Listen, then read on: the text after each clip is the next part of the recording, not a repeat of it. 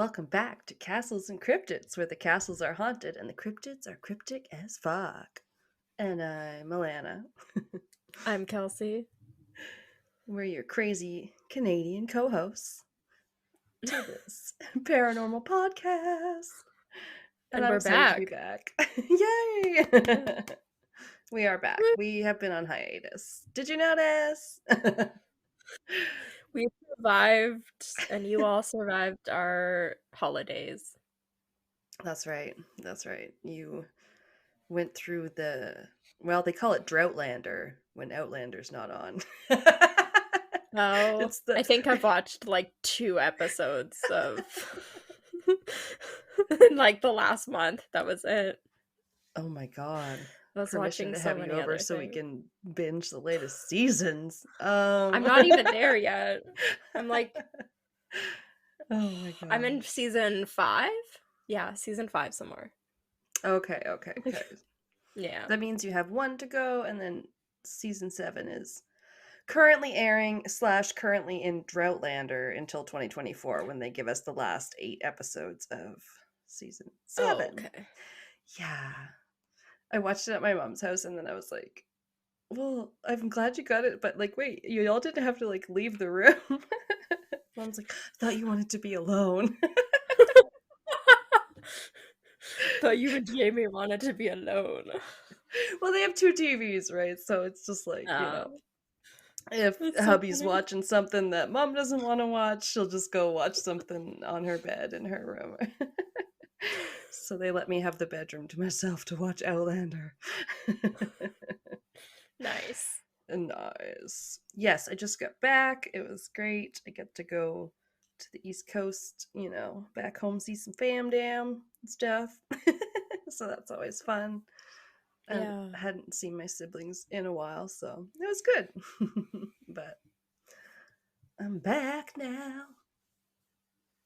Yeah. And you have to suffer for it. Oh God. I don't know. I We're looked at you and back. you looked like, where is she going with this? And I was like, oh no.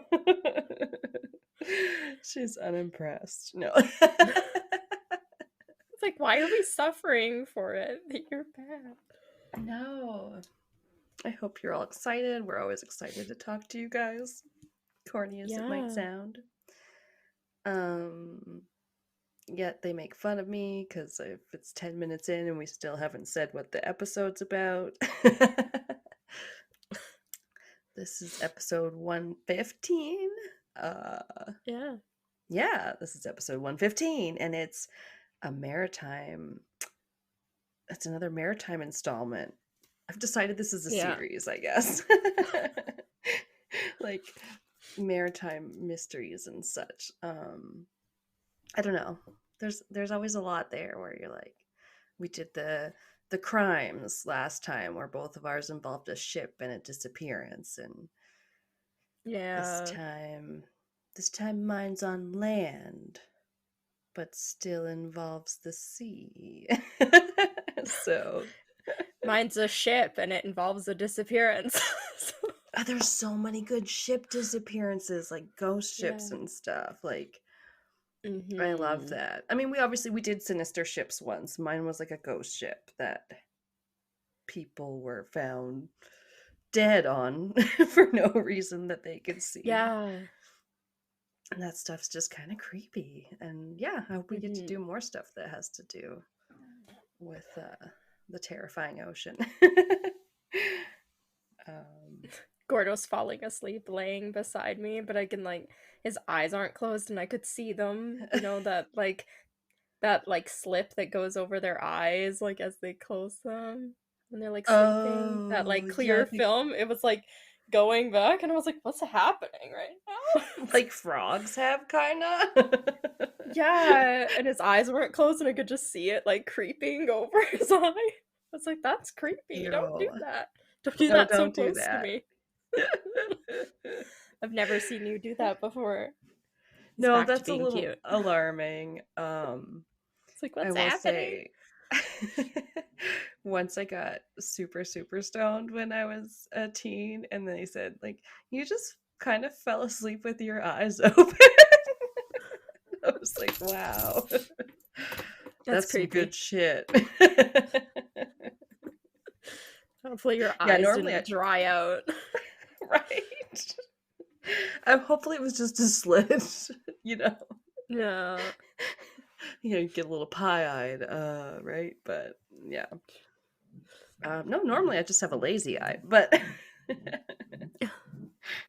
um anyway, I guess I'll try and cut out the dog scratching, but we are we are back and we got some maritime mysteries for you today. I can't don't know what you're covering other No. than the vague bare bones, so I'm pretty excited. Yeah, I went a little off script. I was like, maritime, water. I wasn't really thinking like the Maritimes in Canada when I picked my case, so No, no, no, yeah. exactly. It kind of weird how it lined up again with me coming back from the Maritimes. But Yeah.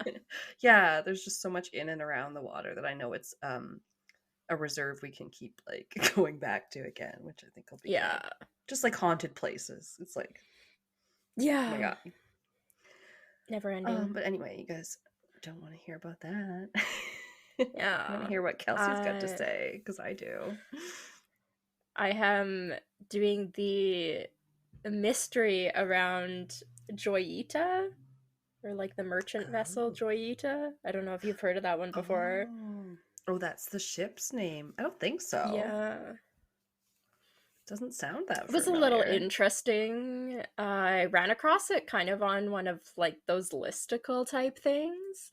Oh And yeah, then I was like, nice. ooh. So I kind of Googled it by itself and I was like, this is fairly interesting and a little weird. So it's like, that'll That's be the thing. fun to Yeah, research. sometimes yeah, they're just like on a listicle because often there's not a whole lot of meat to them, so people don't do Yeah. a whole case on them or whatever, but it doesn't mean they're not interesting. And then I'm like, I want to hear about it.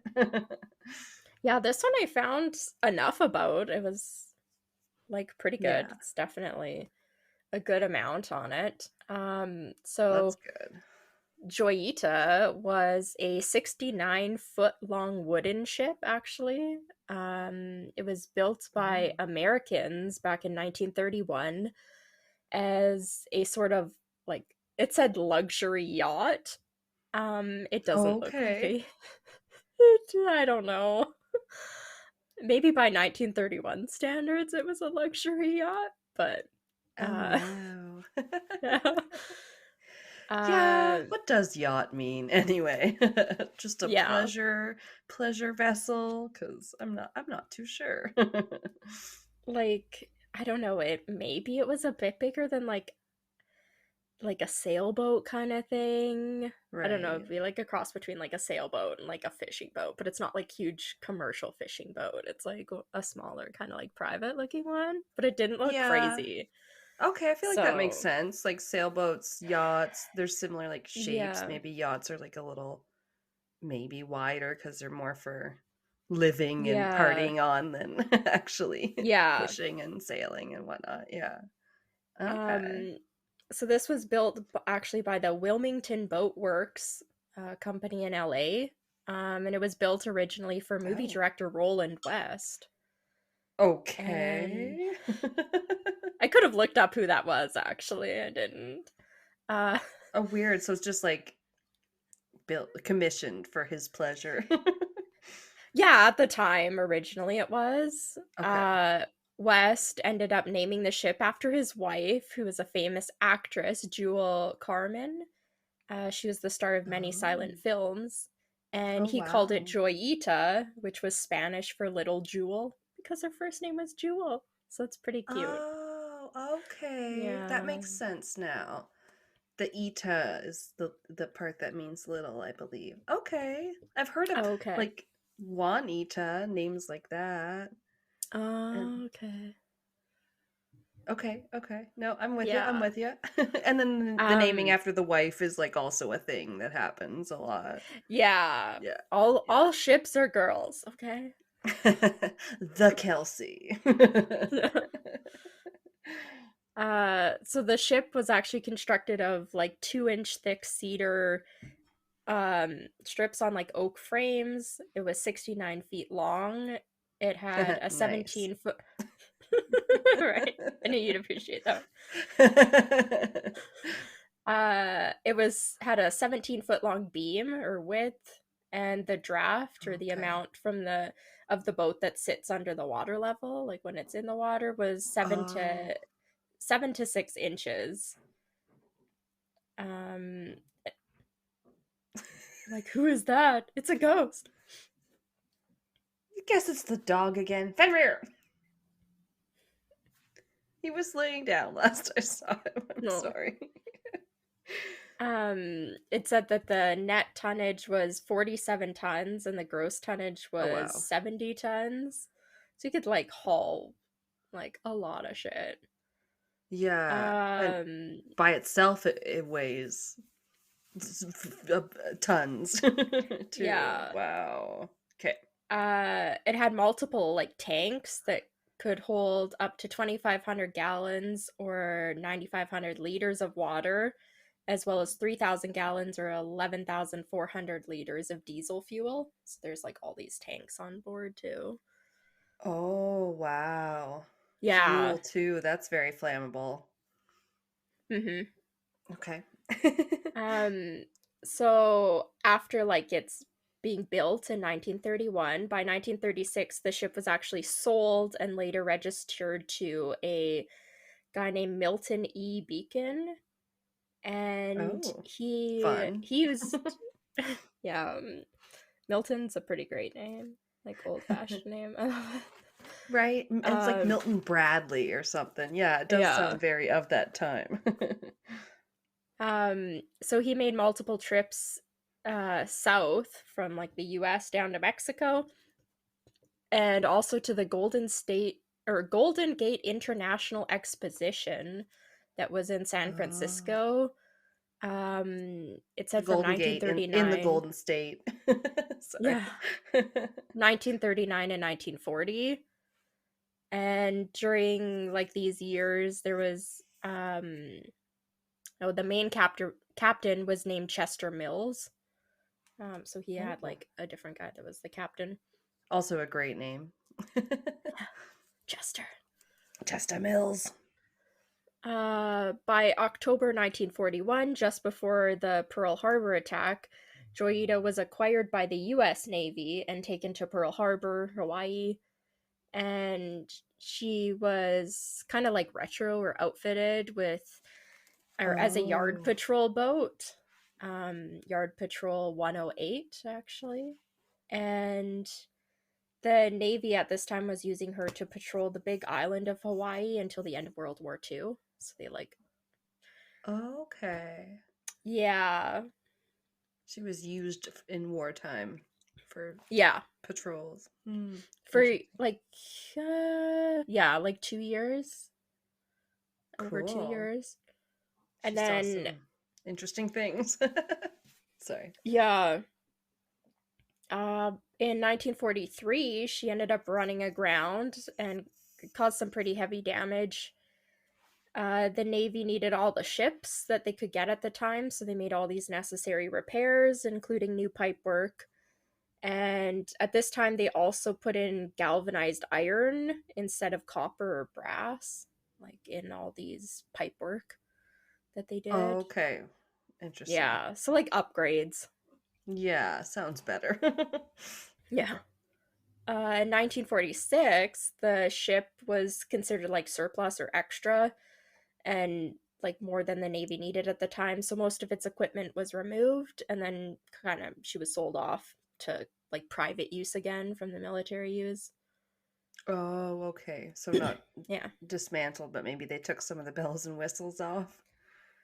Yeah, I don't know what all they took off, but I assume there was probably quite a bit of like military equipment that like random people didn't need to have access to, so they're like, we're gonna take that back. Take back my copper Yeah. pipes. Rips them out. Sells them for the copper. Oh geez, that would suck. Um, in 1948, Joyita was sold to the firm of the Lewis brothers, who Oh. ended up adding this like cork lining to the ship's hull. and which becomes fairly important later on. They also added in all this refrigeration equipment. Um, I think just to Oh. keep like stuff that they could transport like in better conditions. So, Yeah. Especially they would be yeah. starting to have that kind of technology now that it's like the 1930s, 40s, whatever. Yeah, almost the 1950s now. Oh, okay. Um and the ship now also had two gray marine engines and then separate two extra engines that were used as like generators. Okay. So she's got four engines. And by 1950, Damn. there was a William Tavers. He became the Okay. next owner. But he had like it said he had little use for it and quickly sold it a couple years later in 1952 to a Dr. Catherine Luam Lumala Lumala. I'm gonna say who Ooh. was She's a woman. yeah yeah she was an anthropology professor at the University of Hawaii. So that's pretty Oh, cool, okay. Yeah. Little Indiana Jones. No. right? That's what I thought too. Anthropology, I was like, though. damn. I guess that's not quite archaeology, but Yeah, it's the same study of, kind of stuff. It's like yeah, I think it's the study past. of, yeah, groups in the past and social Yeah. things in history. I don't know. Don't at me. Um so she like after she acquired the boat, she chartered it to a friend who was a captain named Thomas H. Dusty Miller. Goes by the nickname Dusty a lot, but I'm just going to call him Captain Okay. Miller. And he was living in Samoa, and Ooh, Miller ended up using the ship as kind of like trading and fishing, this like charter boat, so you could like hire it out and all that nice. stuff. Yeah, that's primarily what he was using it for. Yeah, and then he's just like living it up in Samoa. Yeah. So brings us to the whole like mystery surrounding what happened. So at about 5 a.m. on October 3rd, 1955, Joyita left a harbor in Samoa, and she was what? She was bound. Apparently, Benmer. I couldn't spell bound. Sorry. Sorry. I was trying to get him to She shut the was. fuck up. Oh, I couldn't hear. She was Okay, headed good. for the Tokelau Islands. Or the Okay, she's Tokelau had it. Islands, about 270 miles away. It's like it's leaving Samoa going here. So, Oh, um, wow. yeah, the boat had been set to leave actually the day before, but there was an issue with the port engine clutch and like it had failed, and this had delayed them the one day. So they were leaving on October 3rd, I guess, instead of October 2nd. So, Okay. yeah, when they ended up leaving the next day, they left on just one of the engines instead of the two because the one still like wasn't working. Oh, And they wow. were Okay. carrying 16 crew members along with nine passengers. These nine passengers included a government official, a doctor who was actually a World War II surgeon that was heading on his way to perform like an amputation for somebody. So like Whoa. that's yeah. So I think he had like chartered it like to take him there, like because that would be Yeah, the must have been a fastest way for him to get complicated there. one if he had to Yeah, come right. on a boat I that was like, tell me more about that. they're Like, it's like, probably or like why this arguing. government official is there. Um, Yeah, well, sometimes you don't know if you're supposed to take it below the knee or if you can, you know what I mean? If you can save. yeah, Oh, there's a lot going on with leg amputations. Yeah, I know. But, yeah. There was also on board a Cooper or Copra. Um, oh, a Cooper is like someone a that makes like wooden barrels. no, this is different Oh, because this was like okay. when I googled it, it said it was a sun-dried coconut buyer. Like, okay, Okay. Never Copra, mind that. Cupra. I'm I like, don't okay. know what I'm talking about. They're a buyer of sun-dried coconut. Okay. Oh my That's god, maybe that fine. was the rage at one time, like how in like the 90s or whatever, it was all like sun-dried tomato everything all the Oh yeah, time. maybe. Oh, who Uh, knows? there was also like two kids on board. Um, Oh. it kind of like differed in the ages. Some things I think said like 11 and 3, and some said like 9 and 6 or something. Yeah. Oh, so pretty young But though. young kids, yeah. Yeah. The Joyita also carried a cargo of like medical supplies, timber. There was 80 empty 40-gallon oil drums and various foodstuffs, which Nice. foodstuffs is a weird word. I love it. It's fun to say. But Yeah, why not just foodstuffs. food? I don't know. Yeah. Um Provisions. yeah, that's a better word. Provisions, including sacks of flour, sugar, and rice. Mm. And so this planned like 270 miles, I said, was expected to take between 41 and 48 hours or so. The Okay. passengers were scheduled to arrive in the Tokelau Islands on October 5th, but by October 6th, when they had failed to arrive, a message ended up being sent to like the port that was supposed to be they were supposed to be arriving at, saying that the ship was overdue and kind of like, where are they? Yeah. At this time, they realized that no ship or land operator had ever even reported receiving any sort of distress signal from the crew. So they kind of start freaking out, like they don't know what's going on. Oh yeah, they just And vanished. yeah, so quickly this search and rescue mission was started. And from the 6th of October to the 12th of October, the Royal New Zealand Air Force flew above like this whole area, covering what they believed to be the most likely area that they would be able to find the ship in. And its sources differed, saying they covered between 100,000 to 2,000 or 100,000 to 200,000 square miles of like ocean looking for the boat. Oh my god. Um, That's However, insane. like at this time, no sign of Joyita or any of the crew was found. So they basically, Wow. like after October 12th, they stopped searching for the most part. Yeah, that's the thing is that it's just not sustainable and Yeah, the ocean is so big and so deep and all that that even nowadays we have a hard time finding wrecks and stuff. Like, yeah. yeah. Um, Part of the good news is at least they did end up finding the boat. Because Oh, five okay. weeks later, by November 10th, 1955, there was a captain of a merchant vessel named Gerald Douglas, and he actually spotted Joyita more than 600 miles west of its planned route, like kind of drifting north of Levu. Um, Ooh. just kind of like Somewhere else they listlessly, could just like have yeah. Survivor. Sorry, Vanuatu. Survivor Vanuatu. Oh yeah. um no, but Um, that's creepy. And if he didn't see it floating, then we yeah, probably they would never would have had another look at it. Like well, creepy. somebody definitely would have eventually found it. It's just how long it would have been.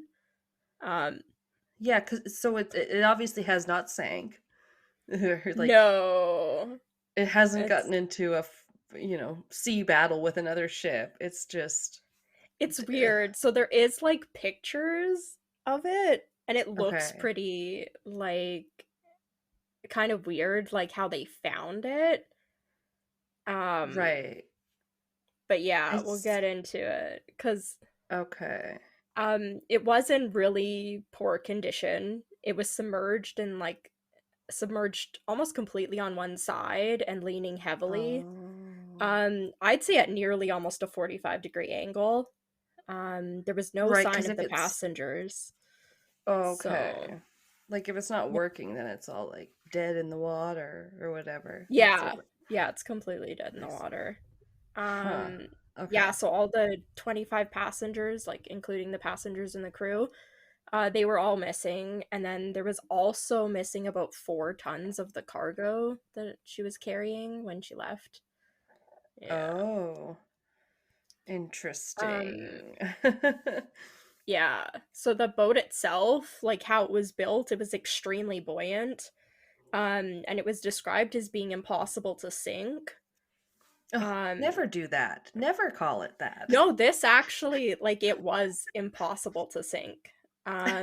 So I this mean, I suppose confused it's still floating investigators. there, but Yeah. It confused investigators as to why, like, if something like this had happened, the crew hadn't remained on board and just waited yeah, for help to arrive. exactly. Um, and they determined due to the heavy barnacle growth that was sat high above the usual waterline on the port side, it showed that the boat had been like listing heavily to one side for like some time, like a long time. Right, it's been floating there for a while, long enough for barnacles to form. Yeah, on the Wow, one okay. side, like it's been tilted like that for a long time. How long has Um, it been missing at this point? five I can't weeks. remember. So like a Oh, month and a okay. half, a little over a Yeah, yeah. month.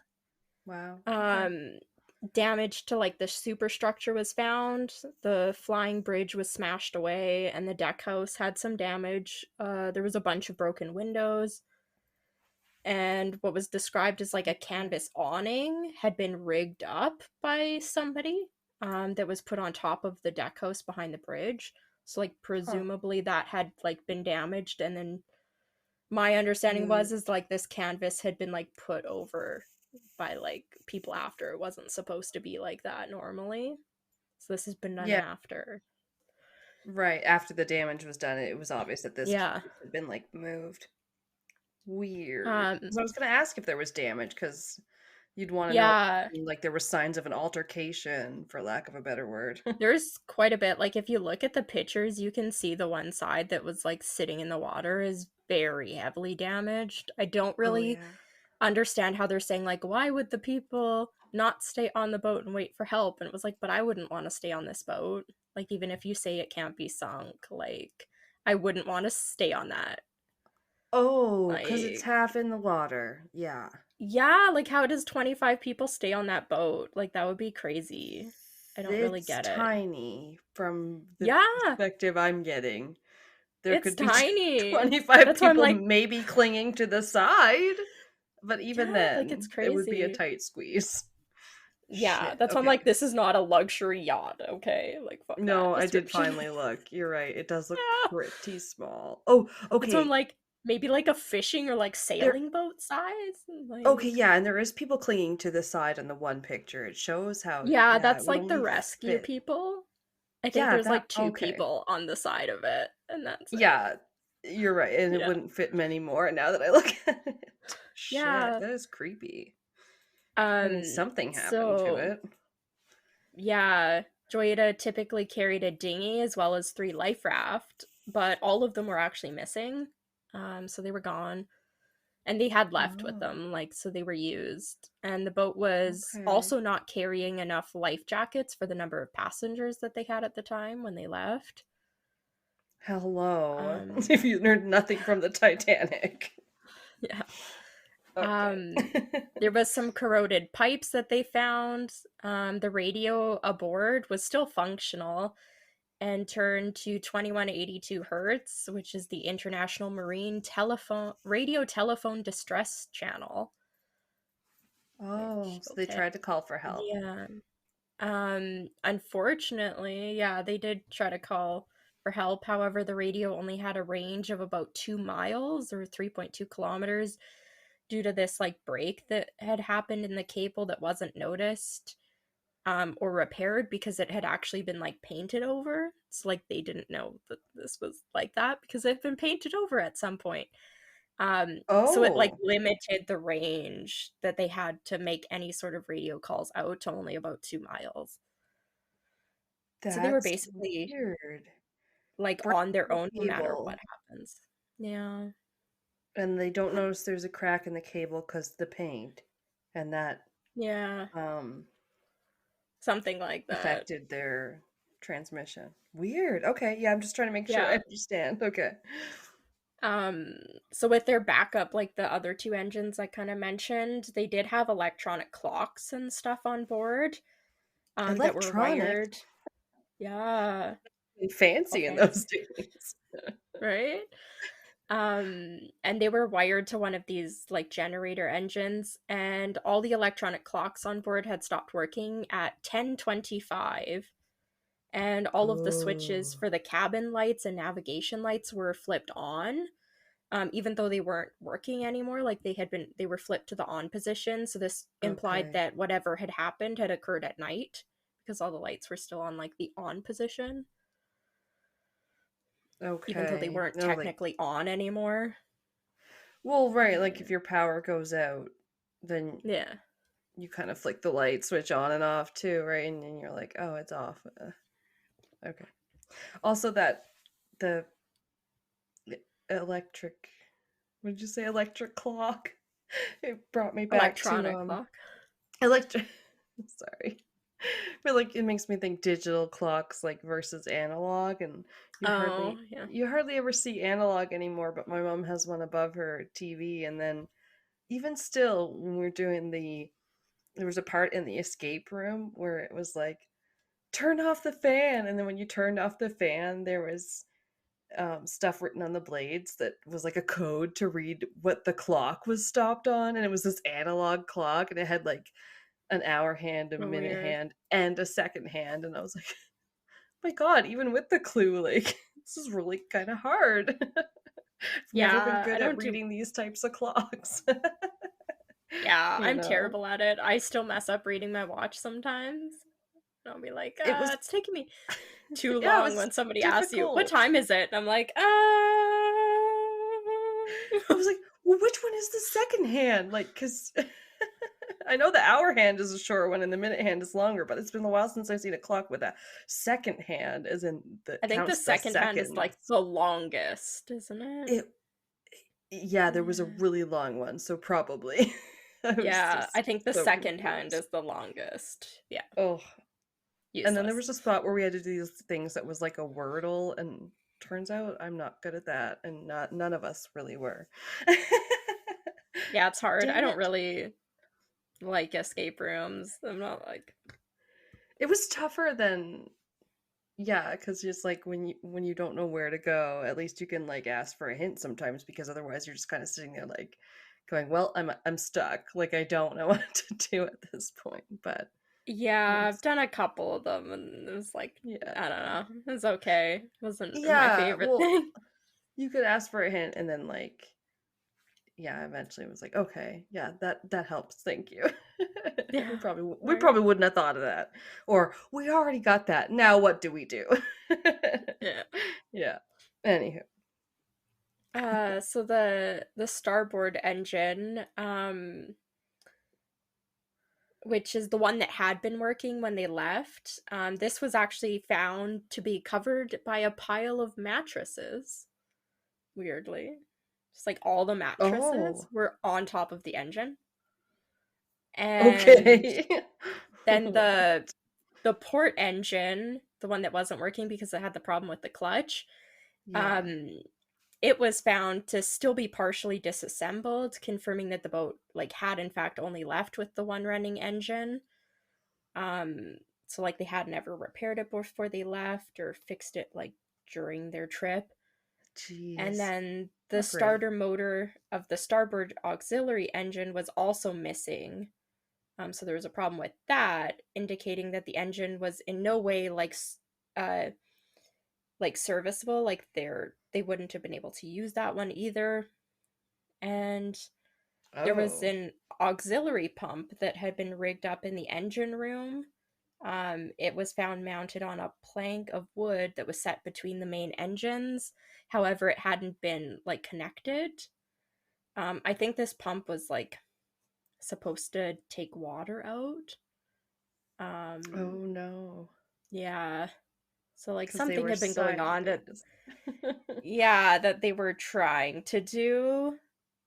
They had Like like one engine or like half an yeah, engine by the they sounds had of it. one engine, but the one engine ended up being covered by a pile of mattresses for some reason. I know. I Uh wonder if they were trying to like keep it lit. I cannot think of what that thought process would have been. there's like a couple theories that kind of explain it and they sort of make sense. So, yeah. Oh. But yeah, these were like the little details that I was like, what the fuck? I was like reading the listicle and they're like, the one engine was found to be covered in mattresses. And I'm like, mattresses? Why? That's so Junkies? weird. No, I don't know. Yeah, I was like, that's so weird. Like, yeah. So the boat's like logbook, the sextant and mechanical chronometer, along with some other navigational equipment, along with guns that Captain Miller kept on the boat, were all also missing. Like they were gone.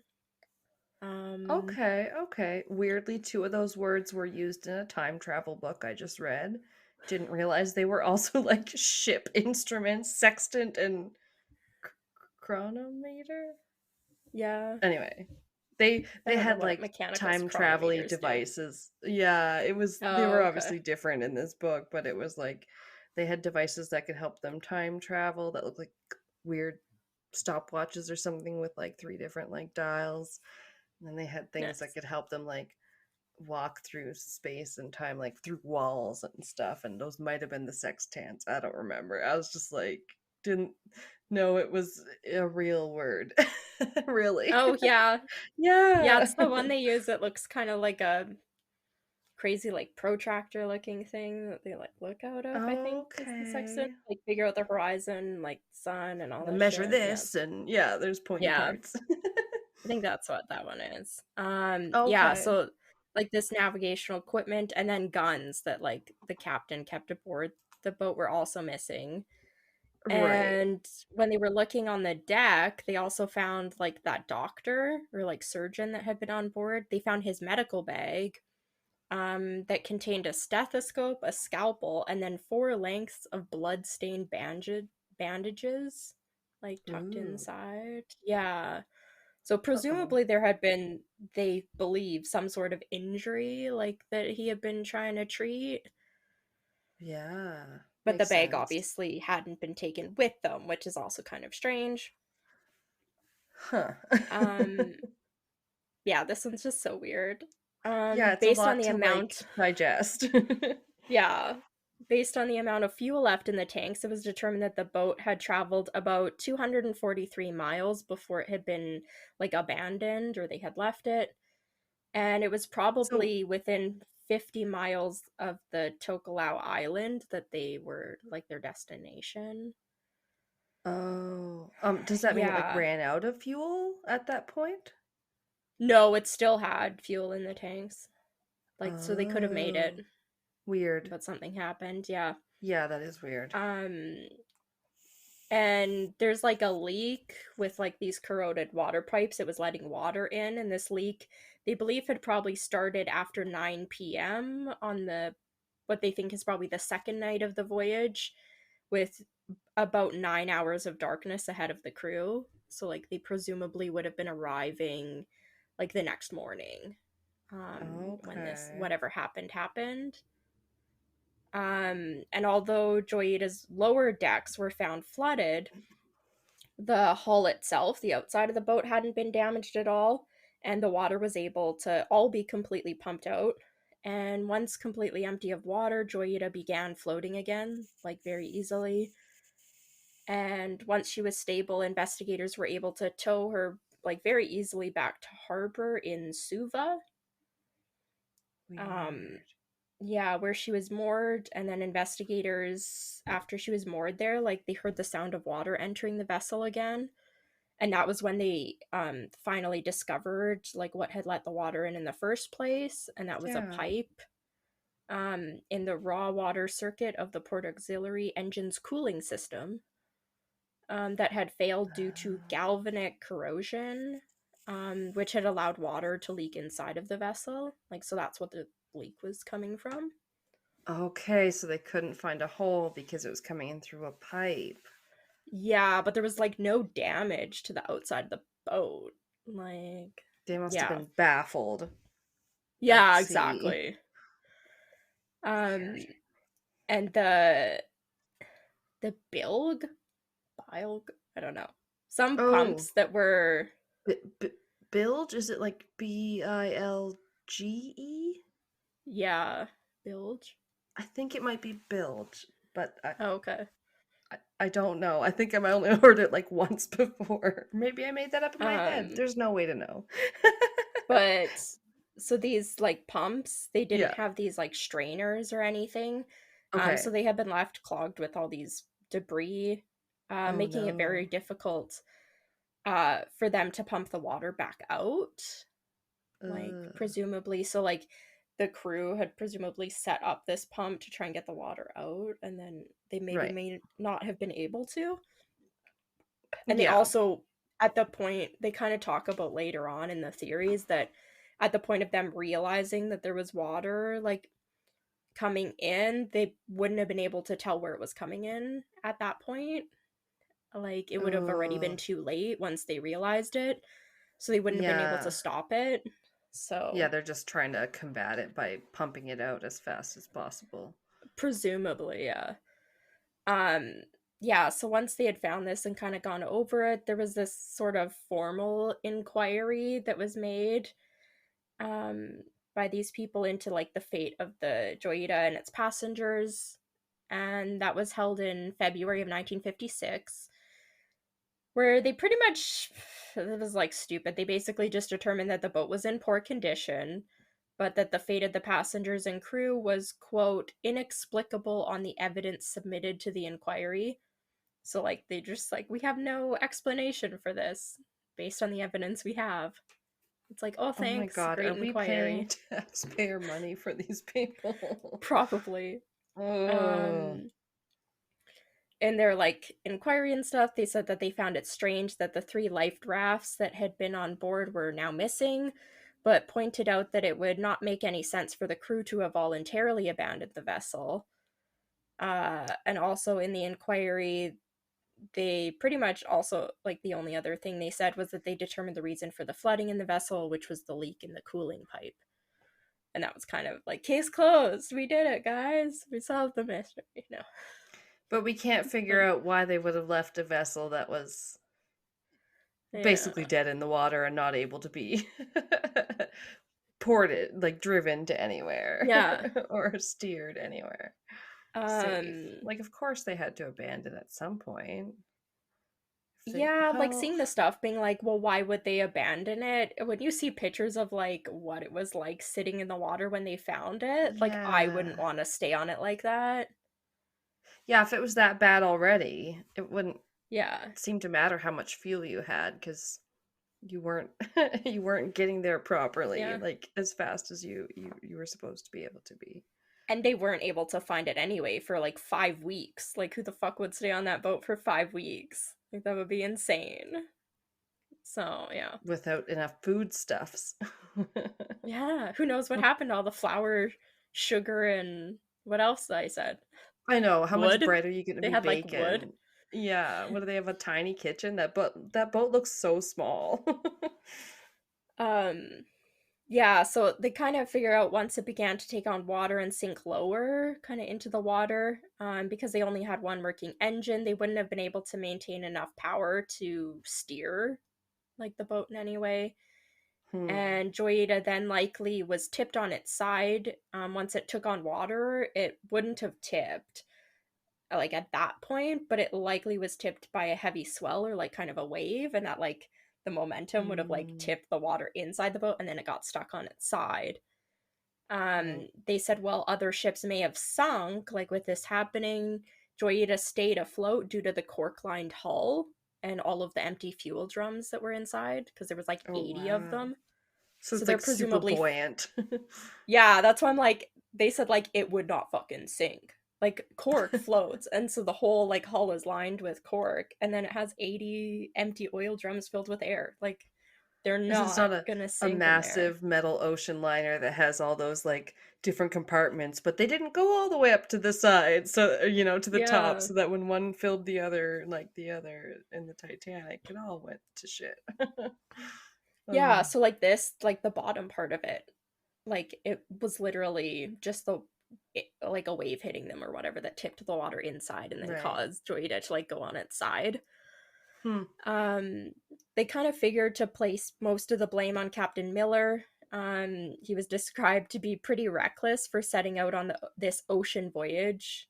Like, into open ocean with only one of the engines working and some other minor Yeah. repairs being needed. It's Um, not great. yeah. They also found him to be negligent for failing to provide a working radio or a properly outfitted lifeboat. I'd say, like, along with not having enough life jackets. Um, Yeah, it's a combination of things. yeah. He was also found to have breached maritime law as he had allowed Joyita's license to carry fare-paying passengers to lapse. So, like, he wasn't even supposed to be, like, ferrying passengers for money. Oh Um, no. yeah, and he was doing that. So, He's like, um, it's safe, I swear. yeah. The Ugh. inquiry that was released made no mention of the bloody bandages or other used medical equipment that was found inside the doctor's bag, like aboard the ship. Oh, okay. Yeah, so you're basically like, we don't really know. So that brings us to some of the theories, Yeah, no which, shit. What's going these, on? some of them are kind of crazy. Um, so Joyita's mysterious crew disappearance has been covered in several books and documentaries, mainly focusing on trying to determine why the passengers and crew did not stay aboard, especially if the Hmm. events were simply triggered by like this flooding in the engine room. Yeah, So these theories, sounds slow enough that they wouldn't think yeah, to abandon ship in all haste, but yeah. I don't know. Um, yeah, these theories offer a wide range of explanations, all the way from an accident aboard the ship to like paranormal, but I couldn't find any explanation that actually was like a theory about it being paranormal. It just said that some of the theories were paranormal, and then I couldn't find any of them. So Yeah, I slot was in like, alien damn. abduction then. Yeah, right. That fits the bill for almost anything. Yeah. So the first kind of main one they talk about is like an injured captain theory, and that's that Captain Miller Uh, was most likely aware of Joyita's ability to stay afloat, like no matter what would happen. So this leads to some belief that he may have died or somehow become incapacitated for like some sort of reason, and this would like also have caused those bloody bandages they found. Um, this theory relies saying without him to lead the others aboard, the rest of them may have panicked when the boat began flooding and then eventually became listing on one side, and that they may have abandoned the boat and gotten into these life rafts. Um, okay, so everybody just lost their shit without the captain. yeah. Um, this explanation doesn't take into account the missing cargo, like the 4 tons of cargo that's missing, along with like all that Right. navigational equipment, unless the vessel was found abandoned by others, like in that 5 week time frame between when they knew it was missing and they found it. Like maybe somebody found it and didn't report it, but they like scavenged and like stole shit. Okay, yeah, I can see Which that. fair, pirates. Yeah. Um, Especially an easy target like that. Yeah. A friend of the captain was convinced that Captain Miller would never leave Joyita alive, and he points to some sort of tension between Captain Miller and his first mate, Chuck Simpson, um, and that the men may have gotten into some sort of physical altercation, causing both to be injured. And this could have led to the boat being without an experienced seaman, and this may have led to panic when like this flooding started. So, Hmm. yeah. May have, There were maybe. Sounds a little um grasping, but I don't know. also at the time there was like this stuff about like some sort of Japanese involvement. Um so like at the time the Fiji Times and the Herald quoted some sort of impeccable source that said that Oh. Joyita had passed through a fleet of Japanese fishing boats during its trip and had observed something that the Japanese did not want them to see. Uh Ooh. Um, it's Well. good to point out that at the time there was a lot of anti Japanese sentiment in this part of the Pacific that included anger that like Japanese people were allowed to operate fishing fleets in local waters in Fiji. So like they like Oh. Yeah, so they were kind of operating in like local waters in Fiji, like all these Japanese fleets. So maybe they were like Interesting. overfishing and doing all this shit. So it wasn't great. You said this Doesn't was. mean the Japanese were involved, but Yeah.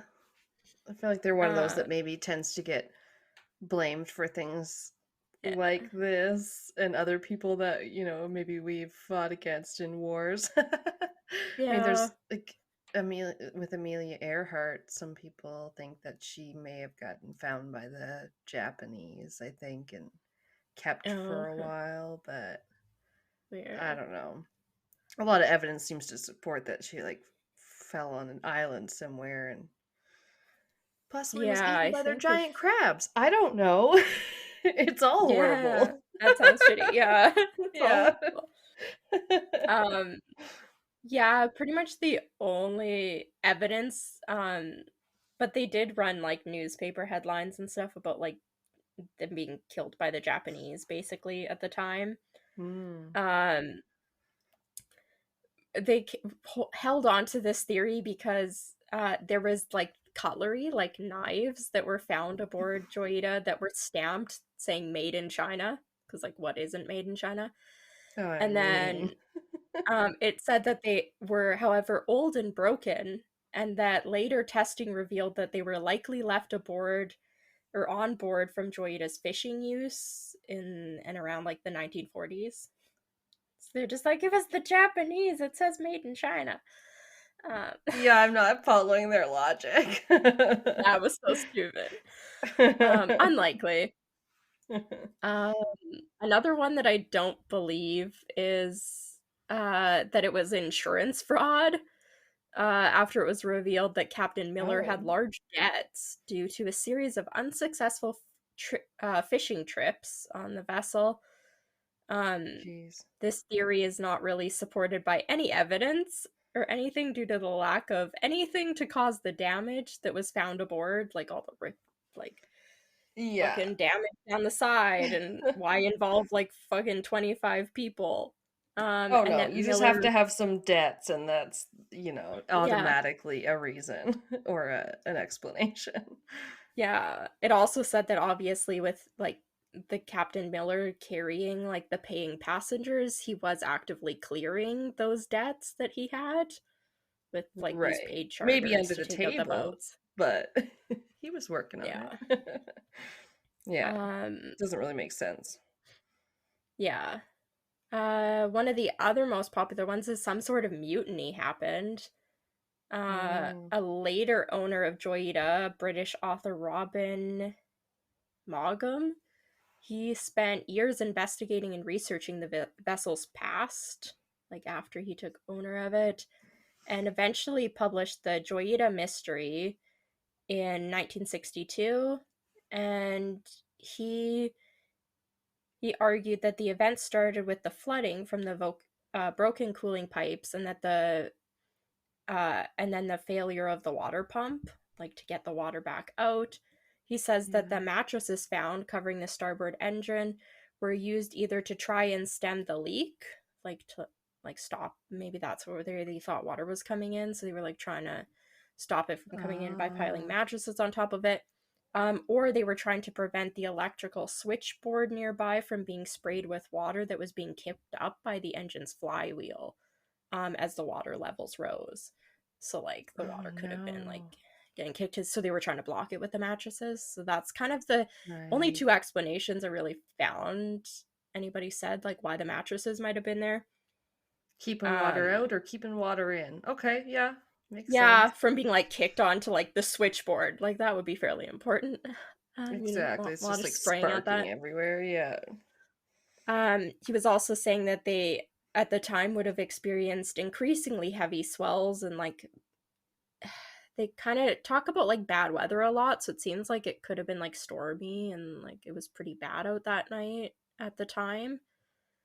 Um he says that Captain Miller likely knew that the boat's unsinkability and would have tried to press on at the same time that others aboard like the um first mate Simpson could have demanded that he be like turning back. he says that in his research, Captain Miller was described by some as reckless and callous towards his crew, often said to be negligent, dismissive, and uncaring, and that this may have Oh, led to like a huge mutiny, and Miller may have been injured in the process. And with the boat starting to take on more water and heavy weather outside with winds of around 40 miles per hour, so that would be like fucking lot. oh yeah. And then eventually them losing power, First Mate Simpson likely would have chose to abandon ship. He could have begun putting everyone on life rafts and taking the navigation equipment, logbook, and supplies, as well as like taking the injured captain onto the life raft. Makes sense. The author says that the choice to abandon ship may have been the sighting of a nearby island or reef, and that they could have tried to use the rafts to get to it, but instead, the strong winds and waves that were happening may have pushed the rafts out to sea. And Oh this would have left shit. Joyita like drifting and empty, and that the damage found on the vessel likely was due to the waves crashing into it like after it was abandoned. So like they may not have been Wow. on it when it was quite that bad. Um, Right. Because yeah. it, I guess, didn't look like it had been in an actual battle, but there were some windows and No, stuff but there's like broken. a lot of damage on the one Yeah. side and like the top, Yeah. but like the bottom part of it didn't crash into something. Right. No Really. hole in the hull. Yeah. Um, there's a couple like Crazy. really smaller theories. I'll quickly mention. Um, such as the one that the occupants were being kidnapped by a Soviet submarine. Uh, Why not throw a good kidnapping theory in there? Pick yeah. your devil of the day. Early reports about the disappearance of the crew. Um, this may have even been before it was found. No, this must have been Okay. after. Saying that it involved a collision or Joyita had been rammed and then attacked by modern sea pirates, where the 25 passengers I and crew was had gonna been say killed. pirates. Yeah. Sorry. Yeah. Where the 25 passengers and crew had been killed with their bodies then thrown into the ocean, and the pirates Oh had no. then stole the 4 tons of cargo. Which, sure. Like, fucking Yeah, I submarine. mean, I know there's still modern pirates, but I guess it like depends totally on the area and stuff like that, Yeah. and the type of vessel they're most likely to attack. I mean, I don't know. Yeah. Interesting theory. Another one says that these are all kind of like partial little like blips of Yeah. information, just saying that like the 4 tons of missing cargo may have been intentionally thrown overboard in order to try and help the Joy to stay afloat once it had begun taking on water, so like maybe that had been Huh. done intentionally with them. um and Really? And then what was the cargo again? Did we know? there was like timber, medical supplies, and then the food. Oh, That was right. it. Yeah. Interesting. Yeah, um all good stuff. But yeah. maybe they wouldn't need the timber so much if they thought they were better off throwing it out Yeah. and possibly clinging to it for a flotation device. Hmm. Um, Another little like tidbit of information was saying that the missing firearm may have actually been used to try and force Captain Miller onto one of the lifeboats. Like in the situation of Oh, like maybe if there was a mutiny, like maybe they had forced the captain like to get and that's why on the his thing, but gun was missing. Okay. yeah. Um, but really, no matter the theory, many agree that um, the event that happened. If had it happened in the daylight instead of during the night, that the crew most likely would have been able to better handle the situation, and they probably would have lived. Which I think is really sad. Like, Right. Because because it's from happening at like 9 p.m., so they had the whole night ahead of them, and it's like storming outside, and they're sinking. Presumably, and they're in they the middle of nowhere concluded and can't see.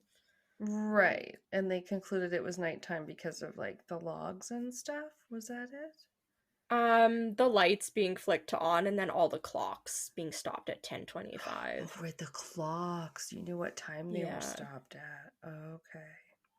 That's always Yeah, all the creepy. clocks stopped at the same minute. Yeah. 10:25, is that what it was? Okay, Yeah, because now I that's when remember you the saying that. probably when the like power of the one like generator would have stopped working. Yuck. Yeah. I hate that.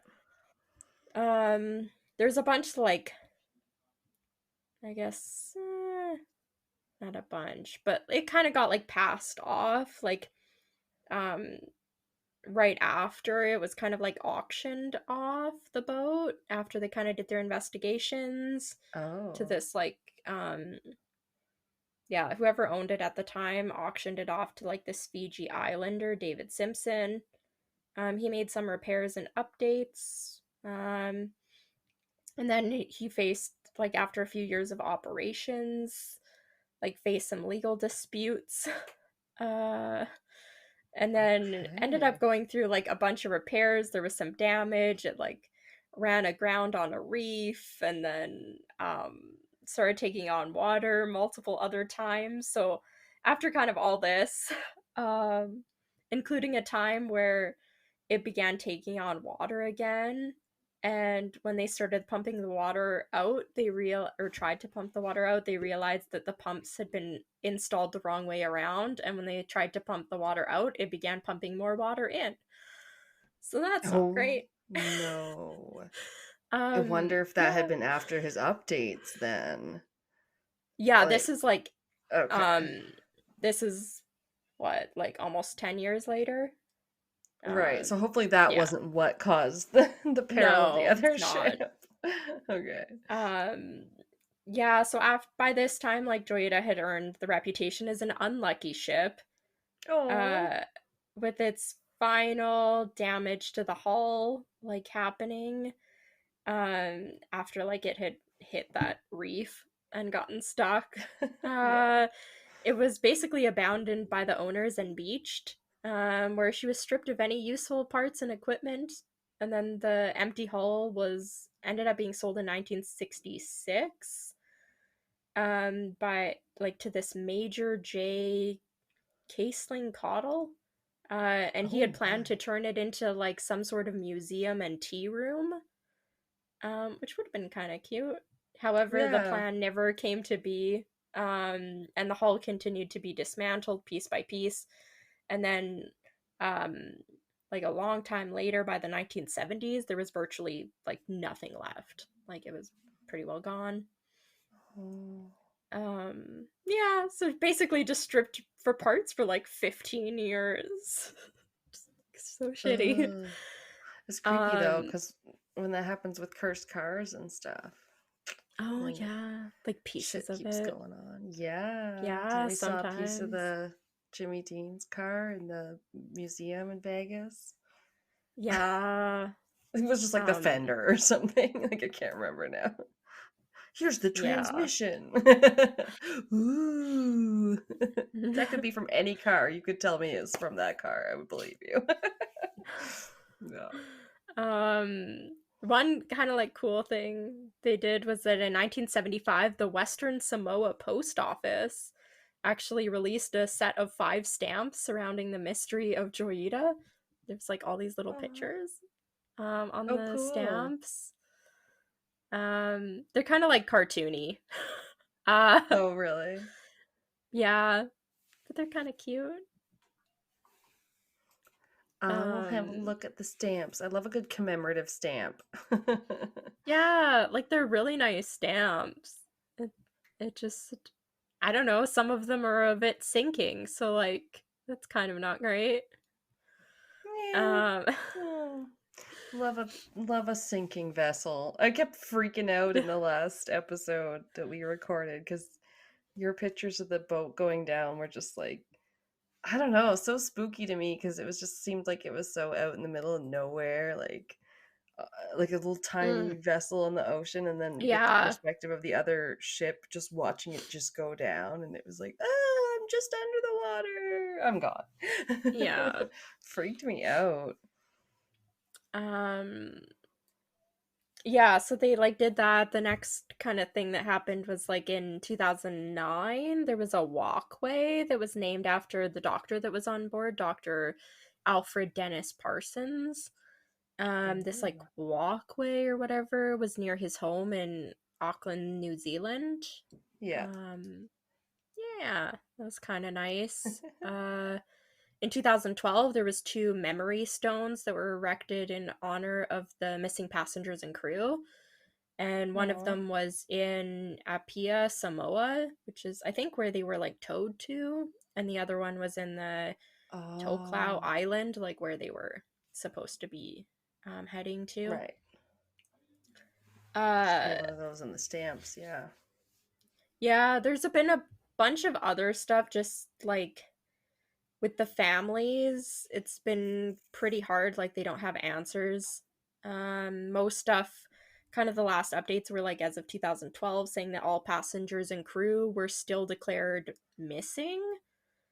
Um, Jeez, yeah, come most of on. them uh yeah, most of the families and everything are still calling for them to be formally declared dead. Which some of Yeah. the families, like depending on what country they were from originally, some of the families have been able to get their loved ones declared dead, but not all the families. So Oh like no. think like life insurance, anything like that, like you can't Yeah. get any of that shit if somebody's like missing, like they aren't getting anything. So Right. and at this point, it's been like fucking 70 years. Like, this is ridiculous. Yeah. Like, That's really shitty. yeah. Yeah, so there's, as far as I could tell, like, the last stuff I really found was kind of around 2012, saying most of the families were still, like, fighting to try and get them declared dead, so at least they can Aw. get some sort of, like, benefit or something from that. But, yeah, that would be awful. Yeah, and if it's something that happened kind of in this modern day and age, like, yeah, we need, you need those benefits and things, like as always, but like, yeah, you Right? should be able to Yeah. claim it perhaps more easily than back in the day if they paid one random guy on the shorefront for insurance or whatever they did back in the Yeah. day. Like, oh, that's Yeah, this one, quite a few people.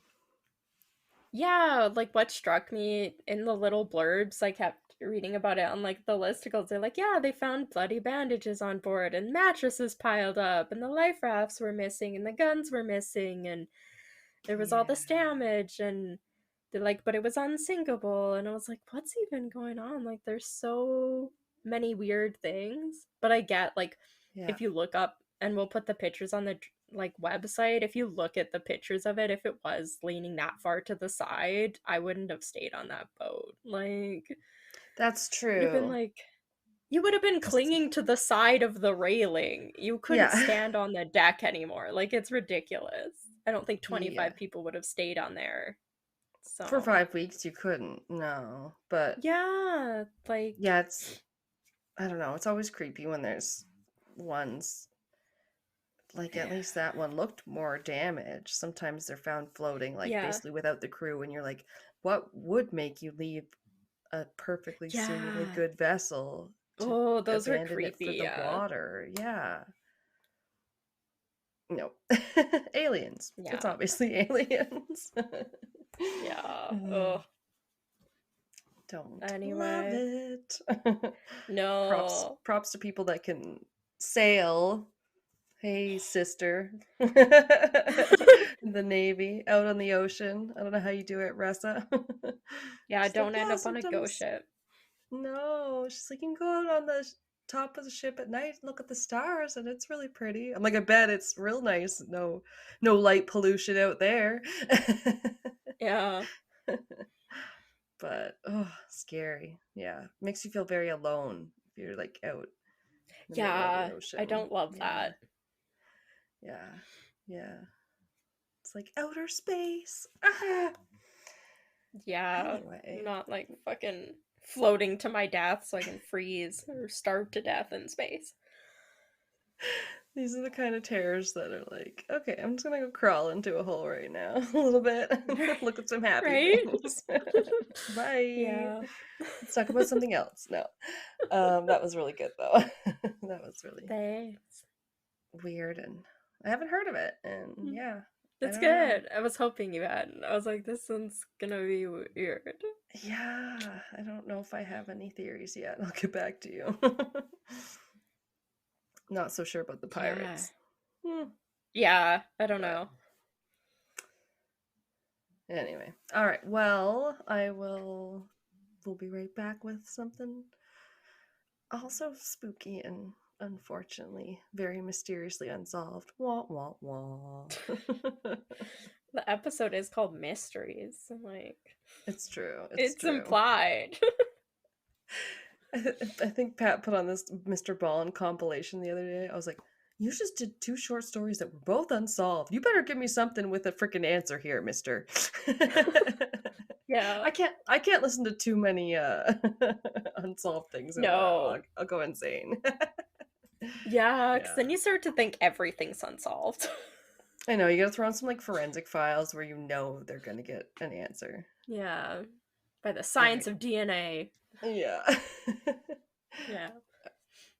Hey, creepy people! This is P&W Haunts and Homicides. I'm Caitlin. And I'm Cassie. Together, we explore stories of the paranormal and true crime throughout the Pacific Northwest. For each episode, we do a tarot reading to help us gain some insight on the topic as we share the facts of the case and our interpretations. You can find our episodes featuring true stories from infamous cases such as the misdeeds of Boeing, as well as lesser-known true crime cases like the murders in Tunnel 13. As well as our spooky stories from Pike Place and Ravens Manor on Apple Podcasts, Spotify, and anywhere else you'd like to listen. Have a creepy ass day. All right. Well, welcome back. We just talked about cats for 7 minutes. I think Pretty well, yeah. some of them like armpits and chestal areas. They're the nuzzlers. Yeah. Yeah. Talking about my cousin Shoshi's cat. He was cute. Oscar, I think his name was. But yeah, I was like, oh, you're pretty crazy if you like to get up in people's armpits and shit. But Yeah. they're cute, so you can't really complain too much. I guess armpits are better than, like, I hate dogs that just dig into your crotch. Like, is that not just the most uncomfortable thing ever?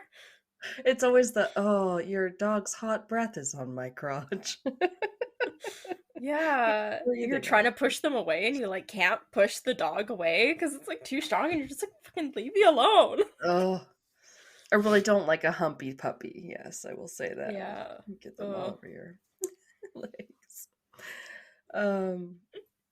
Well, sorry, I feel like this whole episode is just like all off the rails. I'm like, what do we do here anymore?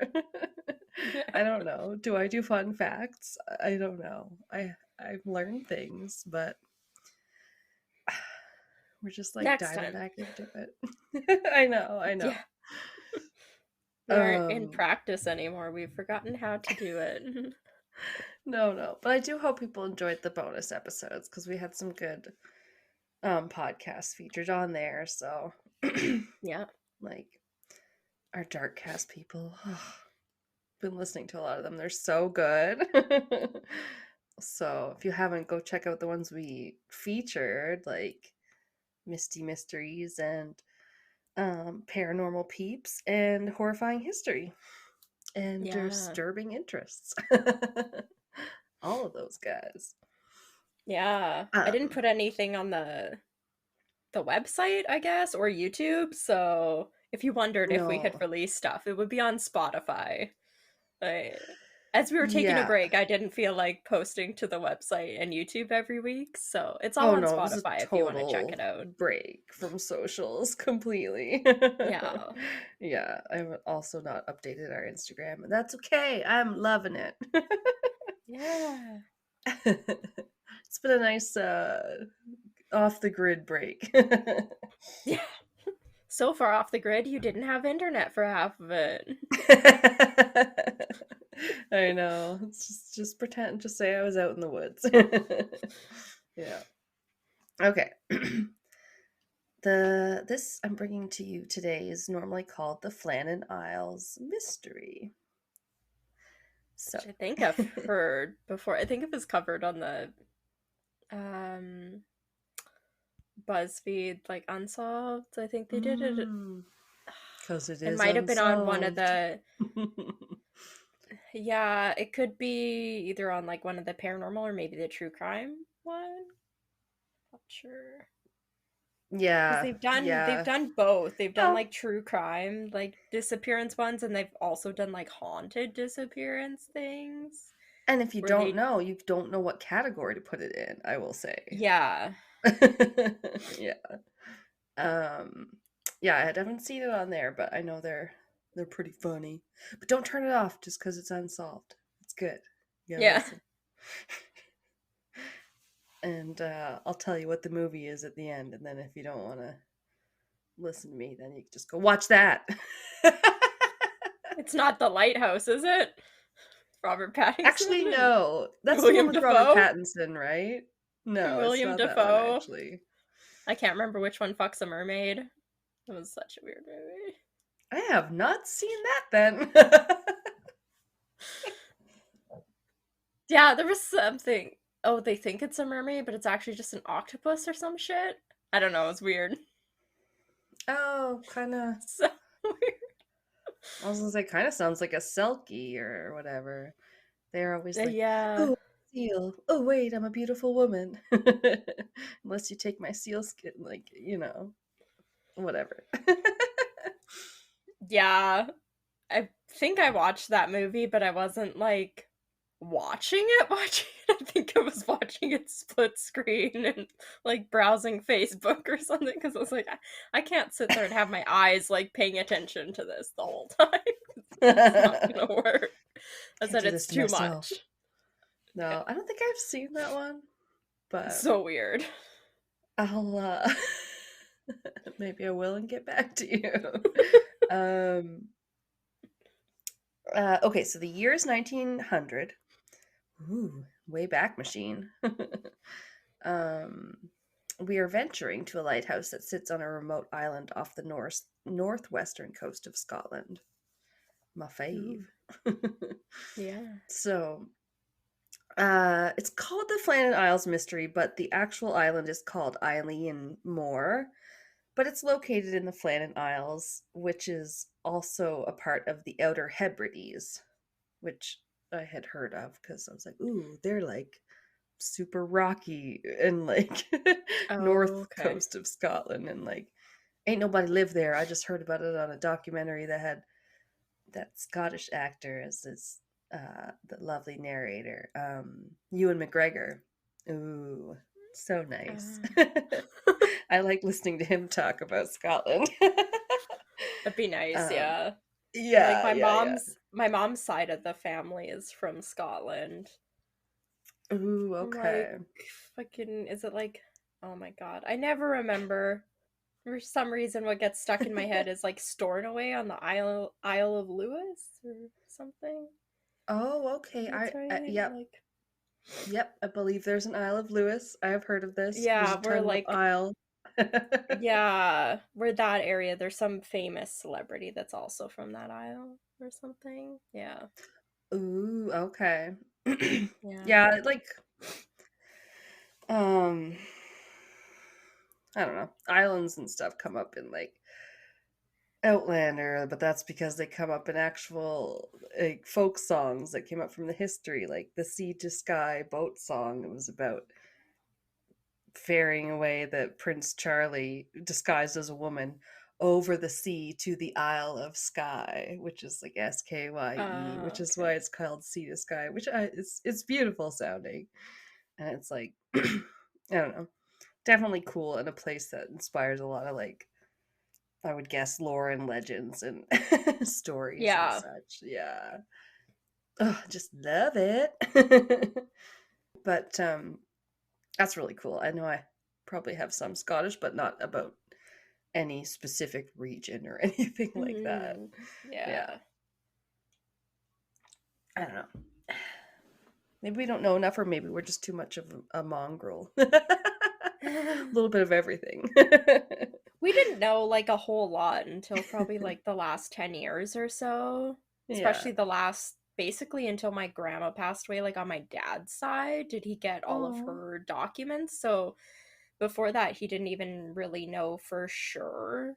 But now, what he found, like, his grandparents' like marriage certificate, so we at least know like where they got married in Norway, like what town and like what church and everything, which is pretty cool. in So Norway, at least from cool. that we can like infer like that side of the families from like that area. That's so neat. Yeah. I love looking into that stuff. It's just so interesting when it's your lineage, I guess. I don't know. Yeah, it's nice to like finally know that kind of stuff, because even when I was a kid trying to do like those kind of school projects where they're like, yeah, trace your family tree back, or like, where are your grandparents from, like we had nothing, like nobody knew fuck all, or Here if they you go, did, Whitey. Why don't you have culture? I don't know. I'm European something. Yeah, basically, like, because both sides of our family are so like estranged, like so many of the family, like different sects are all like estranged from each other and don't talk or communicate. Like we've lost so much of like through each generation. Certainly that does happen, unfortunately, but wow, that sucks though. Yeah, so we like never really knew like very much until like probably the last 10 years or so. So cool. Yeah, it's nice to actually like know and then be like, okay, now we can like figure out and one day visit those places, you know? This is why I'm Mrs. Anderson. Just kidding. Okay. This this area is cool, and it like I said, it's just normally just shortened to Flannan Isles, but it's on the island called Eileen Moor, which was one of 7 islets, I guess, like little islands, but they're also known as the 7 Hunters of the Flannan Isles. So I thought that was a cool name too. Nice. Like, yeah, it's like the 7 sisters or whatever when there's like 7, the geographical thing. Yeah. Yeah, and it's like so remote, pretty far away from civilization. Just basically sheep inhabit the island before the before the advent of the lighthouse and the 3 lighthouse keepers that would come to take care of the lighthouse. But that was only built in 1899, so it was just basically like a year where there was actually lighthouse keepers on the island. That's really short. Yeah. It's it was first lit on December 7th of 1899, which is a show on Netflix that I did start watching the first episode or 2 of 1899, but I can't tell if it's good yet, so I'll have to watch more and get back to you guys. It's also the one on the ship?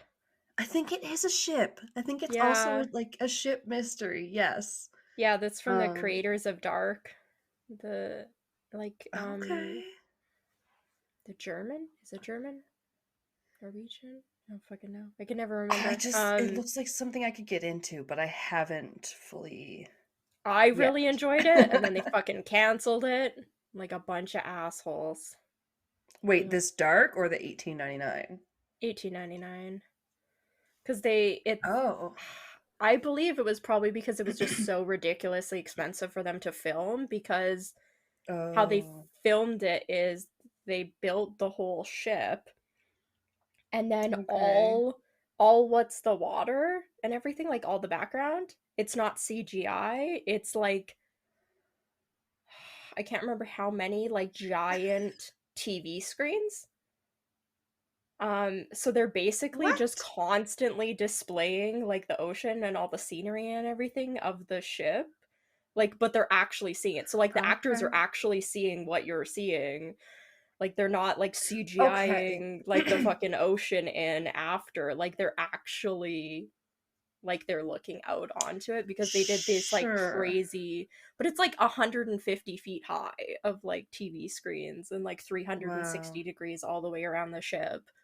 So like no Okay, matter 'cause, how they, like, so it's so expensive for them to do it, so they like fucking canceled but it. why for water would you need to do that? I feel like I have heard of that. It sounds like it's like better than a green screen because it displays the Yeah. CGI like as the actors, are there like you're saying, but I feel like I've heard of that for like Avatar or like movies like that. Like Right. you guys can't pretend like there's water around you. Like Yeah, that it's like sounds they did so the water expensive. and then like the ocean and like the sky and everything for it. So yeah, I think it was just too expensive, but season 2 would have been completely different because there's like a whole thing. So I don't know if it would have been Would any have been. cheaper.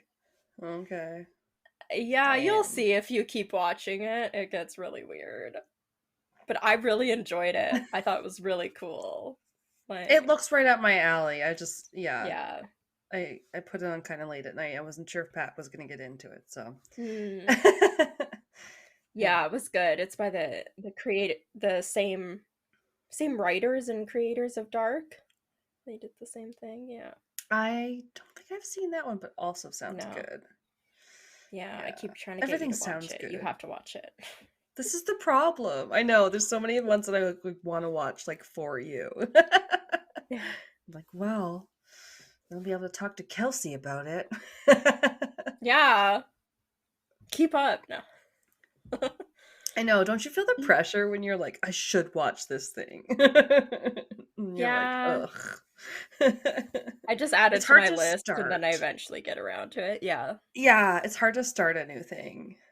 And especially when there's two people in the house, I would say it's Mm. even harder because you both have to be like, okay, let's just start it. If it's not good, whatever. Like, we don't have to commit Yeah. to the whole thing. Right. Yeah. Sorry. Yeah, so it was built in 1899. Now this is what they call them, the sheep herders. I don't know, sheep herds. Yeah. But they they sometimes referred to it as the other country. Um, but the only main thing that drew people to the island before the lighthouse was just a 7th century chapel built by Saint Flannan. So it's very remote and kind of mysterious, I guess. Weird. It sounds beautiful.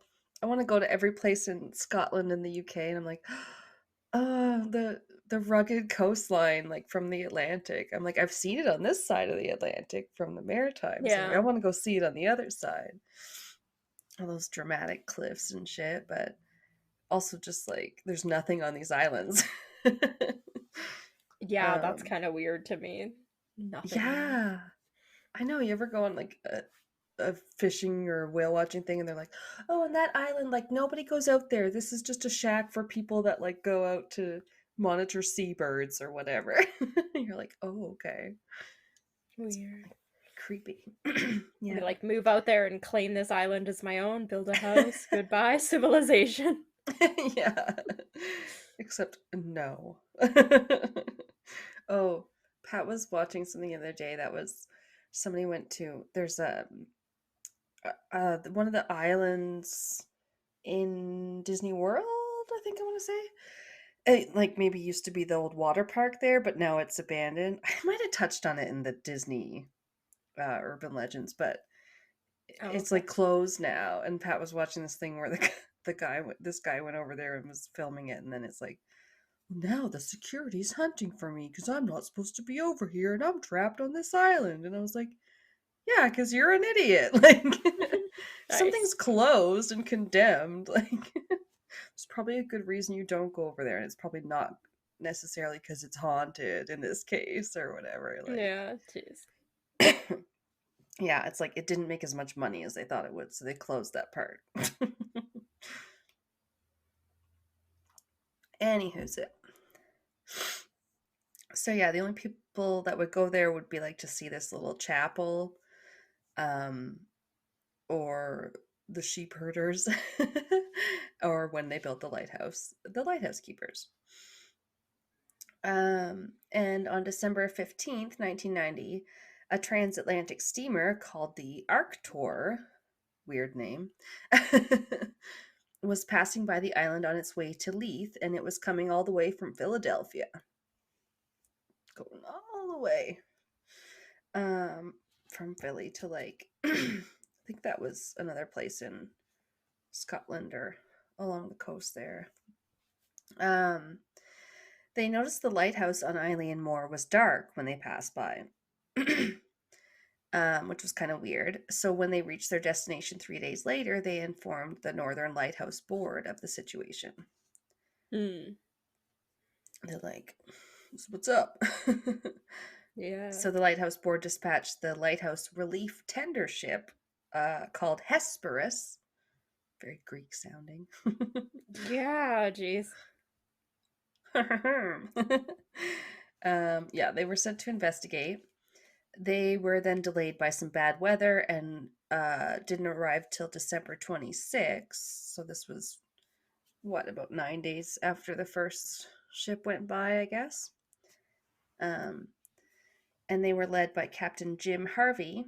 He tried to signal to the keepers by blaring the ship's horn and then followed by firing a flare, but no response came from the island. 3 men in total were supposed to be there on the island.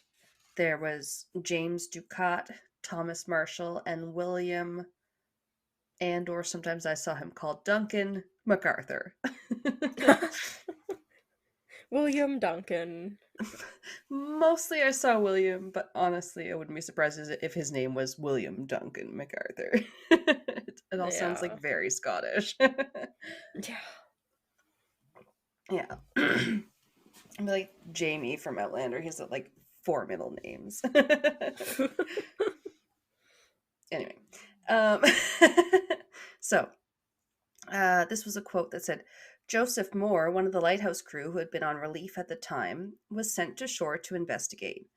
Moore later reported that he had an immediate sense of foreboding the moment he set foot on the island and ascended the steep cliff to the lighthouse.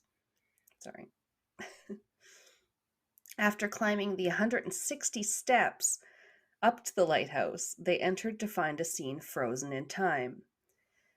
The door was unlocked, and 2 out of the 3, they called them oilskin type like jackets. I think they were just like waterproof slickers, but kept referring to them as oilskins. So each man had one, but 2 out of the 3 of them were missing from their hooks in the entryway. So that was weird. And in the kitchen, there were half-eaten plates that still seemed to contain the remnants of their meat and potatoes and pickles meal. Pickles? Lovely. Sounds delicious. It does sound like something you would have to eat like on a ship. It's like preserved meat. We have potatoes and we have pickled. I don't know, like in the Maritimes we have like mustard pickles and stuff. It's just like all sorts of different like relishes. Okay. I don't even like mustard or pickles, but they're pretty good. I love both. I think I just love vinegar. Maybe I just love vinegar. I just love vinegar. I just listened to a wine and crime the other day that was literally called Pickle Crimes. I was like, okay, I have to listen. Nice. I don't know. I'm like, that is what I call my man, my pickle. But it was interesting. There was a killer that literally kind of like pickled his victims in these barrels, which was kind of gross. Okay. Yeah. So, surprising that there was different directions to go in with that. Like, not just death by pickle. Yeah, like Florida Man. I'm pretty sure I ran across something about somebody being like hit in the face with a pickle. Now that just sounds silly. Yeah. No, I think the other one was like Amanda might have done a case about people that experienced some sort of like botulism. I don't know. It was a little more of a different connection, but it's like, damn, pickle crimes. Who knew? Weird. There's enough themes to keep us going until the end of time. So the little bit more strange part too was, although there was no sign of the men, here at the lighthouse they had like this canary in a cage, kind of like, miners sometimes had like down a mine Hmm. shaft to see if the Oh, air okay. quality was good. I'm not sure Yeah. if that's exactly why they had it, like to make sure that the air quality was good, but they had a canary there and it was fine. It was alive and completely unharmed, just sitting in its cage. Okay. So So, presumably it also hadn't starved to death. So they hadn't been gone like too no, long. So okay. no, and well, we'll get to how high up the lighthouse was here, but yeah, it's like untouched, and it just looks like they just like left the room basically, which is always so creepy to me. Yeah. Oh, it. The one thing like yours had with the light with the clock stopping, and mine it says that the clock stopped, but I couldn't find anywhere what the time stopped at what time it stopped at. Oh, okay. Yeah, which bummed me out a little, but I don't know. Maybe I didn't look hard enough. But yeah, the canary's alive. It appeared to the men that were searching the island now that maybe a bad storm had recently hit because the evidence was all over the place, basically. Um, the lighthouse was safe. It was sitting 200 feet above sea level, or about 60 meters. So it's a cliffy kind of Yeah. island. Yeah, yeah. They have to like, that's why it's 160 steps to get up to it, because you have to like dock and then like make your way up like this cliff thing. Um, but at about 100 feet or 30 meters above sea level, there was a supply box near the western landing that was just smashed to smithereens. Oh, okay. Yeah, so it did not survive. Its contents were just strewn about, and also around that area, like turf had been ripped up from the top of the cliff, and then there were iron railings that were bent and twisted all out of shape, and a railway track was just torn from its concrete moorings. I believe they had like a Wow. railway, yeah, to help transport goods up the hillside, and that's why it says a railway. But Oh, okay. They could have like pulled it up instead of carrying it up the stairs. I think so. There was like a few pictures, but none of them showed that to any great detail, and I didn't end up putting them on the drive. Sorry. But online, there's like a few pictures of like at least the men and kind of where the lighthouse is in relation to the sea, but not that much. Hmm. Um, Also, it appeared that in the storm, uh, something else happened because there was like this enormous rock that was usually there that weighed like literally over a ton, and it was just missing. It was just gone. No. Um, That would that be part's weird. really weird. I know. I didn't see that in a ton of sources. Ton, but like a ton rock. Like, okay. What kind of storm is this? So then Jim Harvey sent a telegram to the lighthouse board in Edinburgh after they had finished searching the island, and it read, "A dreadful accident has happened at Flannan's.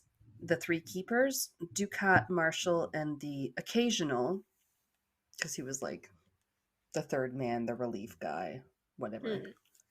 "have disappeared from the island. On our arrival there this afternoon, no sign of life was to be seen on the island. Fired a rocket, but, as no response was made, managed to land Moore, Moor. Wait, who's Moore? He's someone there. No. I don't know, it doesn't say. But who went up to the station but found no keepers there. The clocks were stopped and other signs indicated that the accident must have happened about a week ago. See, it doesn't say what time they were stopped. Yeah, jeez. Yeah. We need to know. I know. Harvey concluded, poor fellows, they must have been blown over the cliffs or drowned trying to secure a crane or something like that. Night coming on, we could not wait to make something as to their fate. I have left Moore, MacDonald, buoy master, and 2 seamen on the island to keep the light burning until you make other arrangements. Will not return to Oban until I hear from you. I have repeated this wire to Muirhead in case you are not at home. I will remain at the telegraph office tonight until it closes if you wish to wire me. So that was what he sent out. You know, his conclusion as to what happened. Weird. I wouldn't want to stay there, like, overnight, but, like, people already disappeared on it. I would be like, you aren't leaving me there. Fuck that. No, he does say he remains at the telegraph office tonight, so I think that must be off island. Telegraph But office? the other guys, he said the other guys are there keeping the light on. On the island to keep the light burning. Correct. Yeah, creepy. You're right. Yeah, I would right. not want to be there. Like, nope. Fuck that. I do not volunteer. Yeah. Yeah, lighthouses are creepy, y'all. But it's interesting to note that the island had seemingly held an air of mystery and darkness before the disappearance of these 3 men. As mentioned, it was deserted except for the sheep that lived there, and although sheep herders would tend to them during the day, they would never stay on Eileen Moor past dark. They were too wary of like the spirits that were supposedly residing there, so very much a place that people did not want to be in general. Yeah, that's creepy. Yeah, I think that was an interesting point if it's true. It was like in one source, but I don't know. The only other clues really that we had seemed to come from the lighthouse logbook, which was the official one, and a sort of personal journal that unfortunately some sources will debate, say never really existed because it's never really been found. So might just be the official logbook. We're not too sure. Oh, okay. But it does certainly add to the mystery because this journal supposedly had entries written in on the dates between the 12th to the 15th of December. Which, yeah, the 15th would have been around when they first noticed it was unlit and unmanned. These entries mentioned the storm that had hit and described it as, quote, beyond anything they had witnessed before. So apparently the journal said there was a big storm. Most sources seem to think that the journal was written by MacArthur, who wrote that the 2 other men were acting strangely around that time. The one, James Ducat, was like uber quiet, unlike his normal self, while the other was apparently just weeping openly.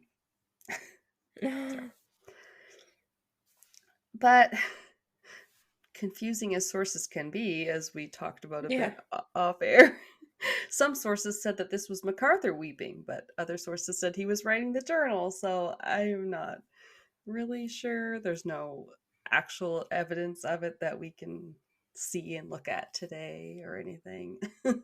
Yeah. Never know. But if it existed, it said in the next entry that they were all now praying to God for help. Like during this stormy time, I guess. And then the last entry was from the 15th of December. The storm had completely abated, and then it just ended with a sort of cryptic but simple phrase. It said, God is over all. Don't know what that means. I know. God is overall great? I don't know. All that's interesting said, however, no evidence of these logbook entries has ever surfaced.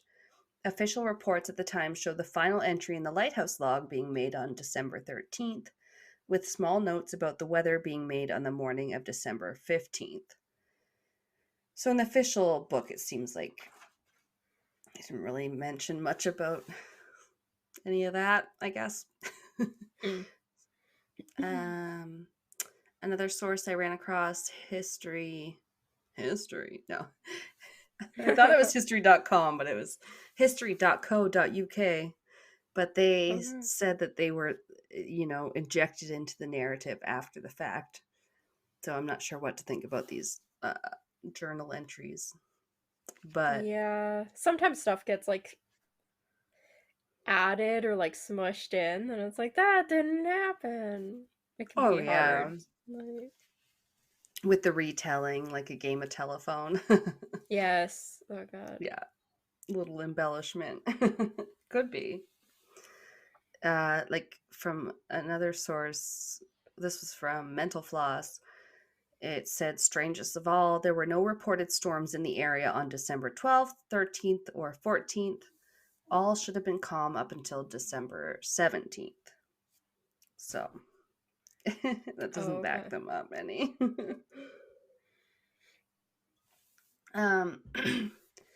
We know that Robert Muirhead was a superintendent to the board, and he headed that investigation on the island. But he had these emotional ties to the case, as he had been the last one to see the men alive. He had been on the island on the 7th to switch the relief over, so I think he came to bring the third man, the occasional that switched out or whatever. So he like shook their hands, and he was like, "Oh, that was the last one. I just want to see them okay." He was really distraught, I guess. Yeah, that would be hard.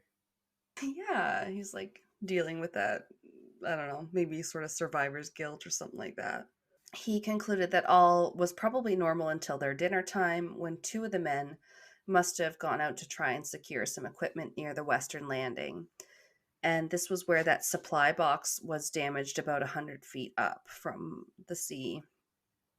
It was there to hold mooring lines and landing ropes and all that kind of stuff, I guess. But the third person was always supposed to stay back at the lighthouse. Like, they were never supposed to go out to leave the place alone. You know, it was like 2 go out, but 1 stays behind kind of thing, just as a safety measure.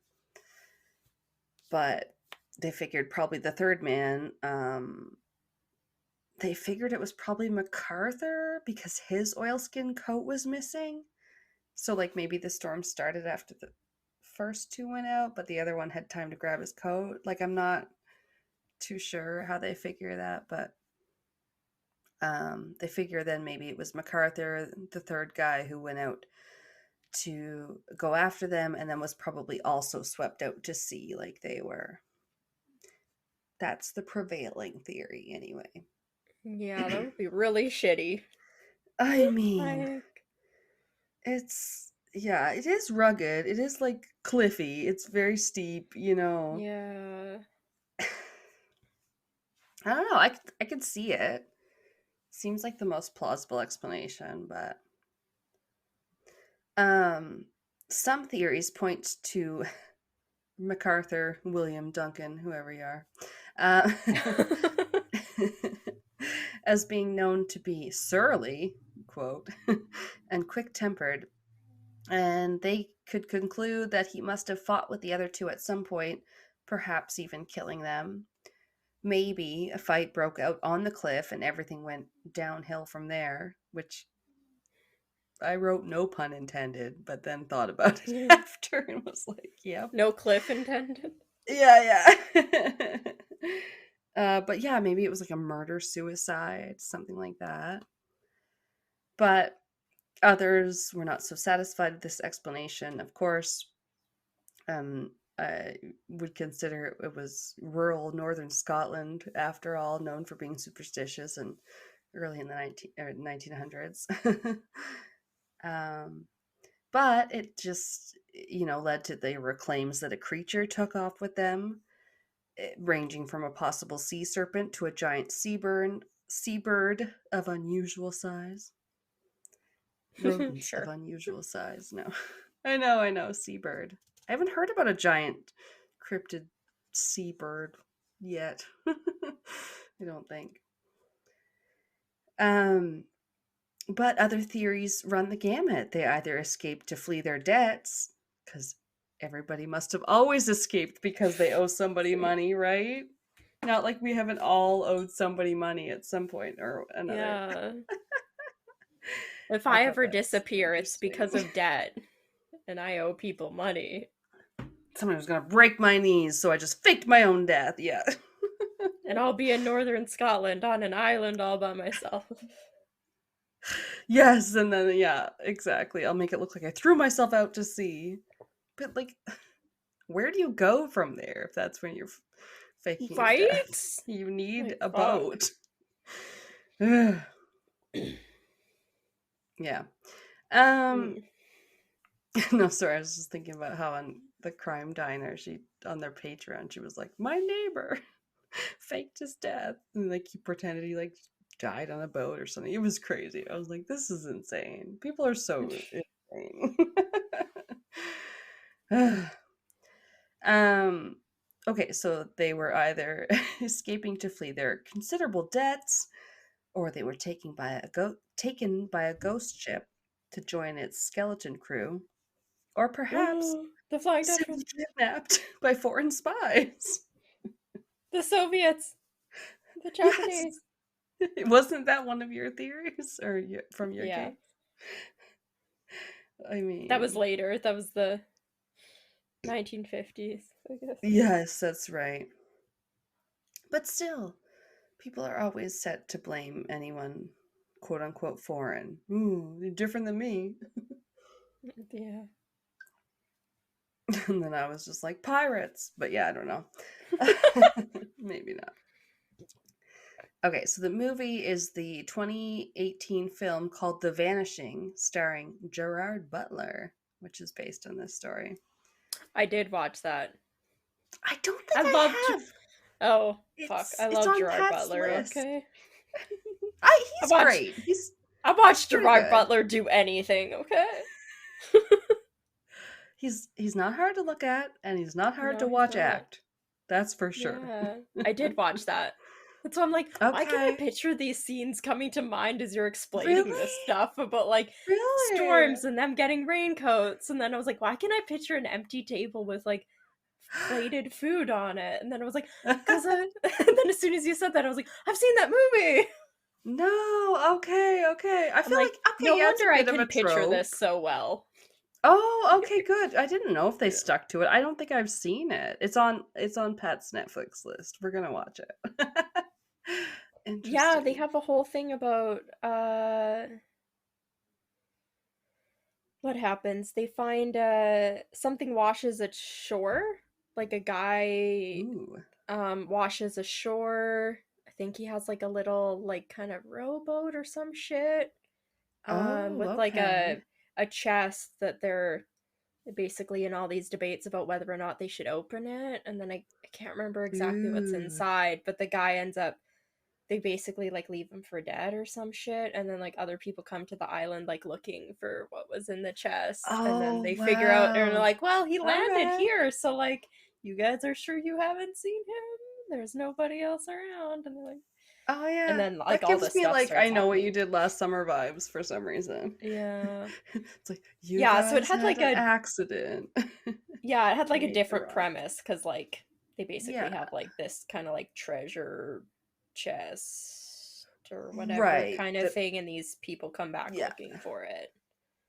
Yeah. So they stumble upon that and they're like, "Oh, this is fun." Oh, Yeah, wow. so it's a little different. I mean, not historically accurate because it doesn't seem like that really Right. happened, but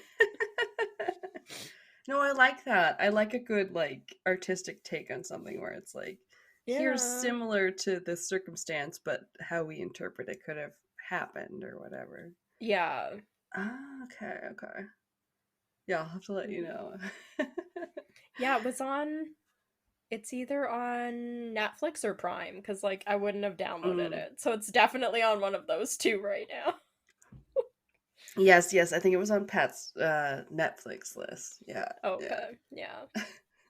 It was like new thrillers, and we're like looking at them, and he's like, "Oh, that's on my list." Oh, that's on my list. I was like, yeah, is this even just your list? Because it's just like edgy new thrillers or something, whatever the title was. Yeah. They're I like wish all on his list. Netflix thing would like understand when I've seen a movie that it can stop recommending that I should watch that movie. Because Oh like when it no. says like recommended for you, it's like 99% of the things I've already watched. And I'm like, okay, recommend me something new. Like you know what I've watched. Like fuck off. Like show me Yeah, something I've new. noticed that a bit, but then sometimes I guess so sometimes in different profiles, occasionally. Yeah. We're And at it just mom's annoys house me. watching everything on Russ's. Oh. Claude, what? You can't watch things on my thing, then it'll be all in my shows. I'm like, Yeah. okay. Mess up my algorithm. Yeah. Yeah. No, it's a good movie. You Uh, guys will enjoy it. okay. No, yeah, good If not actors. for That always anything makes other it than worth it. Gerard Butler. Oh God, now. Well, we watched a freaking movie the other day, and it was good until the ending, and then it was not so good, as horror Aw. movies and stuff usually are. But I'm gonna ask them what the hell that was called, because it wasn't Insidious Red Door, which we just rewatched with Rain. It was something else. Mm. um. Anywho, I am basically done. Because Woo. mine wasn't past 6 pages, which was short for me. Yeah. It's still a crazy one. I know they covered it on like BuzzFeed Unsolved. I think Yeah, it it's is like perfect for that kind of thing. the It's good. true crime one. Yeah, it's crazy. It's really creepy. I love something like, yeah, it's always creepy when things seem to just be like left at a complete standstill. Like, Yeah, like meals and food out. That's yeah, like a whole nother thing. When that's people such a leave a meal trope. half eaten, Yeah, oh, it's yeah. creepy. That wasn't like there was a book I was reading the other day where I was like, oh, there was a meal left half eaten. Everybody was dead. Toddler running around. I'm like, this is the best premise. My mom gave me a book to read. She's like, tell me if this is scary. It was called The Whisper Man. I was like, I just got done reading it actually. I'm like, that would have made a good horror movie, actually. Yep, yep. Probably you could say that was pretty scary. Although Yeah, the books I don't Whisper usually Man find scary. sounds pretty creepy. Oh yeah, they were like fans of Stephen King will like that. And yeah, that was the name of a serial killer in it. So yeah, it was pretty creepy. um but Yeah. anyway, there is one more not movie, but it was a ballad, another piece of media, a 1912 ballad called Flannan Isle. Um, so I guess a song. I don't know. I'm gonna read like a poem here by Wilfred Wilson Gibson. It just was like, yet as we crowded through the door, we only saw a table spread for dinner, meat and cheese and bread, but all untouched and no one there. And though when they sat down to eat, ere they could even taste, alarm had come, and they in haste had ridden and left the bread and meat, for at the table head a chair lay tumbled on the floor. Great It's song. okay. I was like, oh yeah, that's because there was like supposedly a chair that was knocked over, but Yeah. who So knows if that was. catchy. Yeah, yeah. Maybe that was just added for flavor. It was. It was so catchy. Um,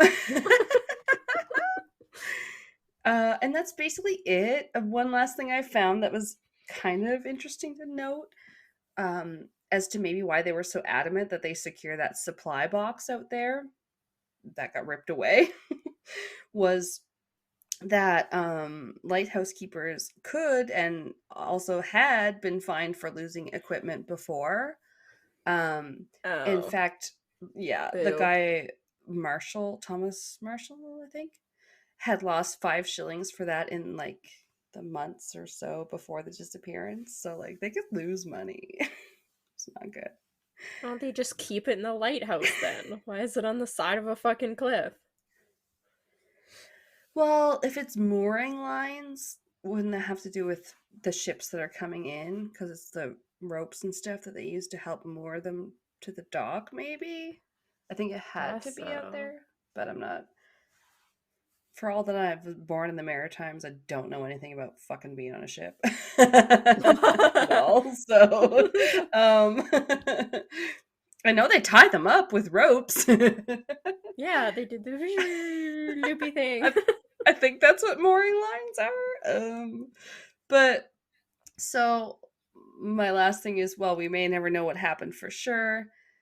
The easiest, I guess, most simplest explanation is that they were swept away by the storm, and that kind of makes it almost impossible to find out what happened to them, as with most sea mysteries. Yeah. But now, to this day, even now, their voices can be heard in the area where they were lost, and sometimes the voices are screaming the names of the missing men. That's creepy. Don't like that. I don't like that either. And I don't know how else to say it other than to tell you and then to giggle about it and be like, ah! Eek! Yeah. Gross. Yeah. Yeah. Very eerie. Yeah, that's always an interesting one. Right? People are missing, but also could be something, pretty explanatory or normal. Yeah. But who knows? Could be something creepy either. Maybe it's always pirates and debts and people leaving their lives. Right. They just decided one day that they didn't like the pickles that night, and they were like, "Well, That's it. Flip the set table. out on our own." Yeah. Tonight's the night. It's the first night of the rest of my life. I'm pretty sure in Scotland in the year 1900, if you didn't like meat, potatoes, and pickles, you probably were already dead. Like, so it's like all the fucking food you had. Yeah, exactly. You're like, oh my god, this is better than just having literal porridge. Yeah. Thought they'd have Just with like salt or butter or whatever fucking weird things they always seem to be putting in it in Outlander. Where I'm like, ew. Milk and brown sugar, please, on your oatmeal. Gross. Anyway, that's my case. It's a good one. It's a good mystery. Yeah. Alright, I'll have to go watch the movie. Let you know. Yeah. Homework assignment. Alanna has to watch a movie. I love it. We did watch, not that many movies lately, I guess, but a few. Rain really wanted to watch Spider-Man Into the Spider-Verse, which is not quite out on Netflix yet, so you still do have to pay for it, but that's how badly she wanted to watch it again. Oh, I haven't seen that one yet. Because that's the second one, right? Heart. Yes, it is. Yeah. I don't think she just likes the stories. I think she also likes the animation, and it's all, she's so impressed. But it's really good. It's really good. Yeah. I liked the first one.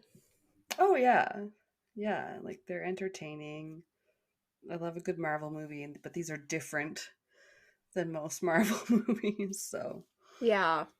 Yeah. Yeah. We all wish we could just be a superhero. I don't want to be a superhero. Fuck that. What? You could fly around. You could swing. From building to building. Sometimes I wish I could just get around that fast, though. Yeah. Like, if I could teleport, that would be amazing, but I would not use it to become a superhero. Just use it to, like, travel. Selfish reasons. Yeah. I don't know, one of my favorite movies growing up was, I don't know if you've ever seen it, it's called Jumper. Oh, yes. Sorry, when you said growing up, I'm picturing like a total like kids movie. And then you said Jumper, I'm like, yeah. I've seen that. It's like a, like a thriller or whatever. You can that was jump probably from place to place. Yeah, that was probably my favorite movie for like a really long time. Like probably at least 6-7 years. Where it was like I was just that movie. Like anytime I'm like, I'm Yeah, probably it's good still that a own movie it. can just display something like that we all like maybe fantasize about or whatever. Like, you Yeah. can just be here, then you can just be somewhere else. Yeah. Like, dude robs a fucking bank. I guess. Oh, okay. Then he I just mean, like blips and like all you the cool probably fight would. scenes where they're just like, I don't know, they go and they take a car and then he like blips the car and then they're like fucking in the middle of like Egypt trying to drive in sand. Oh, because you can make everything move. It's like, yeah, everything a Yeah. like teenage kid would do with that almost. Because he's like pretty young when it starts. I don't know. I You're think like, so, yeah. would you rob a bank? Would you be in a locker room checking out girls getting changed? Like, come on, you know. Yeah. I No, just that love that stuff's fun movie. to think It's about, so though. good. Yeah, Yeah, yeah, anytime it's like, what superpower would you want? It's like teleportation. Like, no question. yeah. It seems better than like invisibility or anything like that. Because that one Yeah. you still got to be kind of covert about. You're like listening to Yeah. And conversations you even like shouldn't be, or flying. Like, yeah, if you yeah. flew, you could just also kind of use flying to travel, but that still takes time. Like teleportation, you're just I'm like, boop, sure it gone. would. Yeah, how long does it Yeah. take a plane to fly somewhere once you get up to the right Yeah. height? Like, you're like, okay, I can fly there, but like, I'll see you in like 3 hours. It's like you're your own private jet. Yeah. You carry on my suitcase strapped to my back with a bungee cord. It's like, "Whirr." Do you ever hear about like people strap little backpacks to pigeons and stuff, and then they go into Yes. prisons with their little drugs? The cocaine pigeon, yes, or whatever it Yes. had. It's Yeah, I think great. it might have been cocaine I was hearing about. I think this might If have been a wine and crime too. Yeah, it was just like, if wow. people be out there like training fucking carrier pigeons to deal drugs, it's kind of amazing. Like that work ethic, top notch. Like that's crazy. Yeah, that doesn't seem like the easiest way to get it done. You gotta No. train the pigeon. I know some birds are smart, like crows and magpies and shit, but like, yeah, you gotta like make a little backpack and put it on the They're thing and so make sure it cute. knows what it's doing. Because otherwise, you just got a bird flying out there with a backpack of meth, and you don't know that it's coming back to you. Be free. Yeah, Yeah, it's not gonna come back with $20 strapped to its ankle. meth pigeon. Yeah, it was crazy. I heard about that on the news too. That's pretty great. Okay, yeah, Yeah. shit's crazy. Well, guess we'll see you next week for some more shenanigans. Yeah. Yeah. Tell them what we're doing. I don't know, I'm just so excited to be back. Everything's hilarious. Yeah, we've only been texting for like the last month. We haven't gotten to talk face to face. It's so much easier. I know, and then you're like, I'll tell them about it later. And you're like, wait, Yeah. I didn't tell you on the pod. Yeah. Yeah. No, I know we're doing copycat killers, even though I haven't picked one out yet. Yeah. But yeah, I think it's gonna be a fun one. I picked the topic because I really just wanted an excuse to cover this case. As soon as I heard about it, I don't even think I've finished watching the episode that I saw it on before I added it to my like case list of being like, need to cover this. Like, Oh, done. that's a super big tease, you big tease. It'll be a She good watched an one. episode of Catching Killers about it. Yeah. So if you've seen all the episodes of that, including the newest season, then you already know. Oh, yeah, maybe they can infer from that. They might not, yeah. Because I mean, not all of those are like inspired by one, so they might, yeah. Okay. They might be able to figure it out. We'll have to. I don't remember. We watched that. That one was on Netflix too, right? Yeah, there's like 3 seasons, I think, now or something. Though. Oh, hell yeah. Yeah, like, I was gonna say, I watched that and I don't remember everything that happened on it. Yeah. Like, there's just no way. Yeah, I think there's 2 or 3 seasons now, so. Okay. Yeah. It's a good one. I like the investigation side of it. Like, I find they go nicely in depth of like doing the profile and then like working the case and what their evidence is, because sometimes documentaries and stuff aren't always that detailed of like the day-to-day kind of investigation work that they're doing. Well, yeah, So and yeah, you can read a book about it, but like you don't always usually get the perspective of anyone other than the victims, or I don't know, maybe like the lawyers. So yeah, it's cool to get yeah, like the cop side stuff. I find Yeah. that really interesting. Been like, how do they make those Yeah. connections? Because like that's like a different level of thinking. Like being able to piece that kind of stuff together just blows my mind. It's It so is. interesting. Yeah, and it's crazy to think how some like a case can just take over their lives where they're like, well, it haunted me every day. So like maybe that's so Oh, they it can make the would. connections or I feel whatever. like every Yeah. case, if I was in any sort of job like that, every single case would like haunt my life. So Every hard. unsolved case would haunt my life. I would be so disappointed just like messing up people's orders as a server, or like, oh my god, you made a Yeah. mistake on someone's vacation, you're a travel agent, like feels like the end of the fucking world. Like they're so Yeah. mad at you. Yeah. You say Yeah. uh-oh, people look at you like you're a doctor saying uh-oh. You're like, it's fine, I just mistyped your name. I'll just fix it. Like it hasn't I haven't hit enter yet. They're looking at you like, what uh-oh? Yeah. Yeah.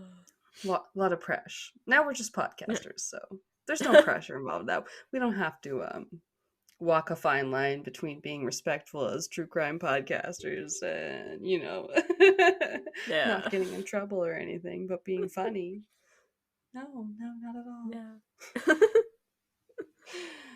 Yeah. Anyway, catch you next time. Yeah. Next week. Bye. Keep it cryptic, y'all.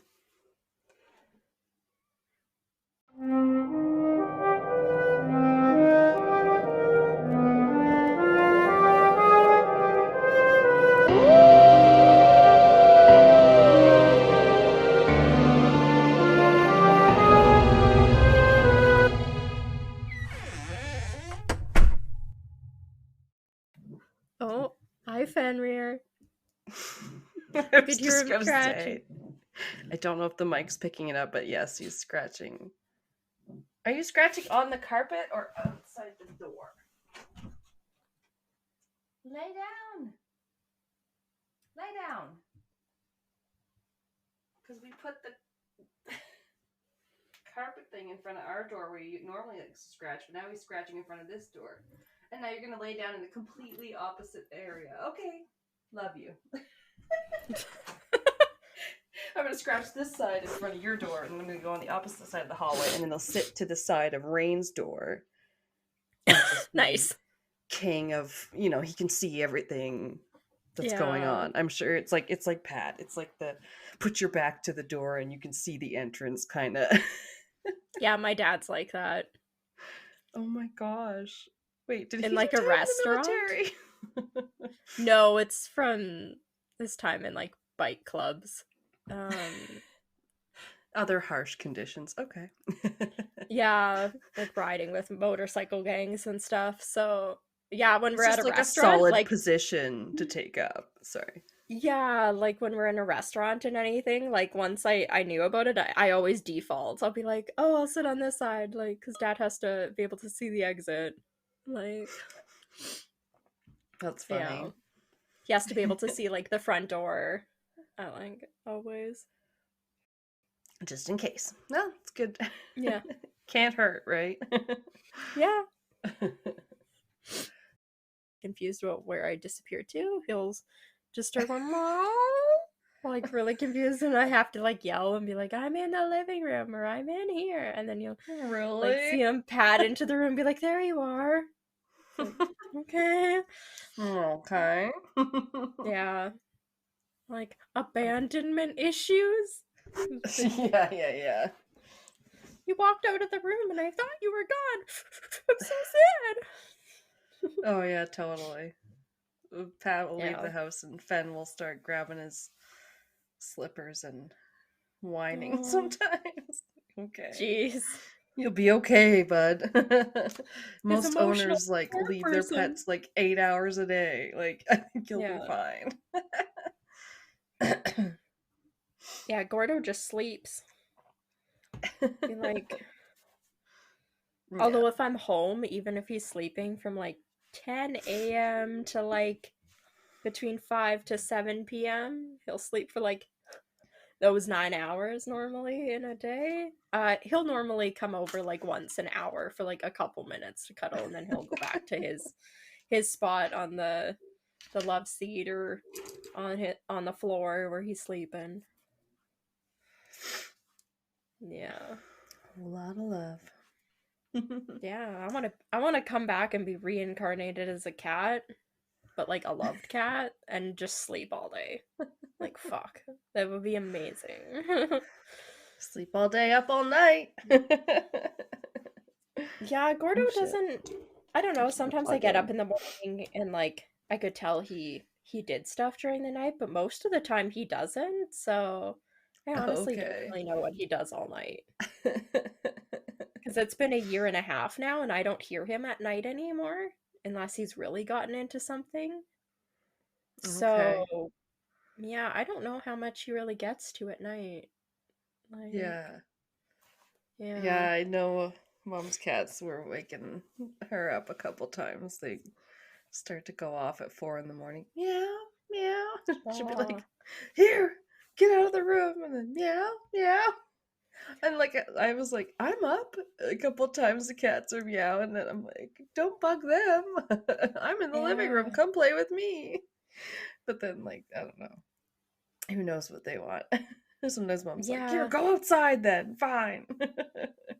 Or like they finally start to eat something. They're like, "Okay."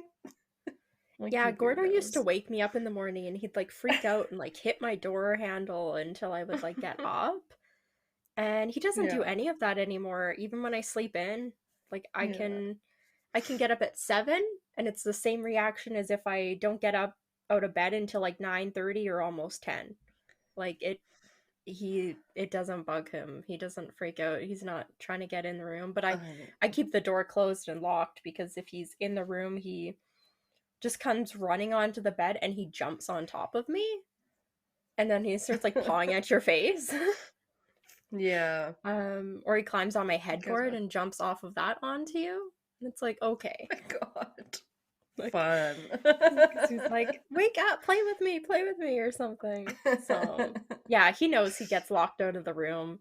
If I turn, even if I can't get him to leave the room, if I turn the light off and get into bed, it takes him all of about 30 seconds to be like, this is boring. And he just walks out of the room. And then I just get up and close the door. And he's like, oh. Yeah, they know they can jump a shit ton more places than dogs can. So they're just like, sure. Yes. Yeah.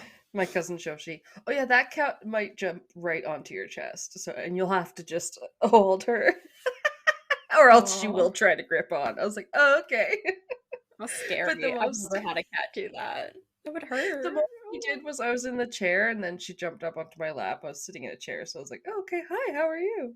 She's this cute little Cute. gray cat with like white, long hair, Nice. and then yeah, my cousin Shoshi, she's the big animal lover. She's like, oh yeah, she also likes sniffing armpits. And she was like her head was like down like under my arm. I was like, "Oh, I thought she was just like kneading, you know how they just knead every Yeah. available area." I was like, "I thought she was just kneading my boobs over here. You tell me she's gonna sniff my armpit next? What a weird cat." Gordo likes to nuzzle his nose into everywhere. It'll be like my Maybe boobs, it's my warm. neck, like the crook of my elbow. He's just like, Okay. Yeah, because and then that's what he's this like, cat was doing, all this crazy like yeah. And then he's like drooling and like, like he'll get up and on my chest there'll just be like a wet patch, and I'm like, oh, Gordo, like you're you just, lactating. yeah, you just sloppy cat. It's just like God. boobs. Oh my God. Yeah. So silly. All right. Cut her off. She's babbling. And by she, I mean me. This has been Castles and Cryptids. You can listen to our podcast on Spotify, Apple Podcast, Google Podcast, Anchor, Breaker, Pocket Cast, and our YouTube channel. Please rate, review, and subscribe wherever you listen. Follow us on Instagram, Facebook, and Reddit.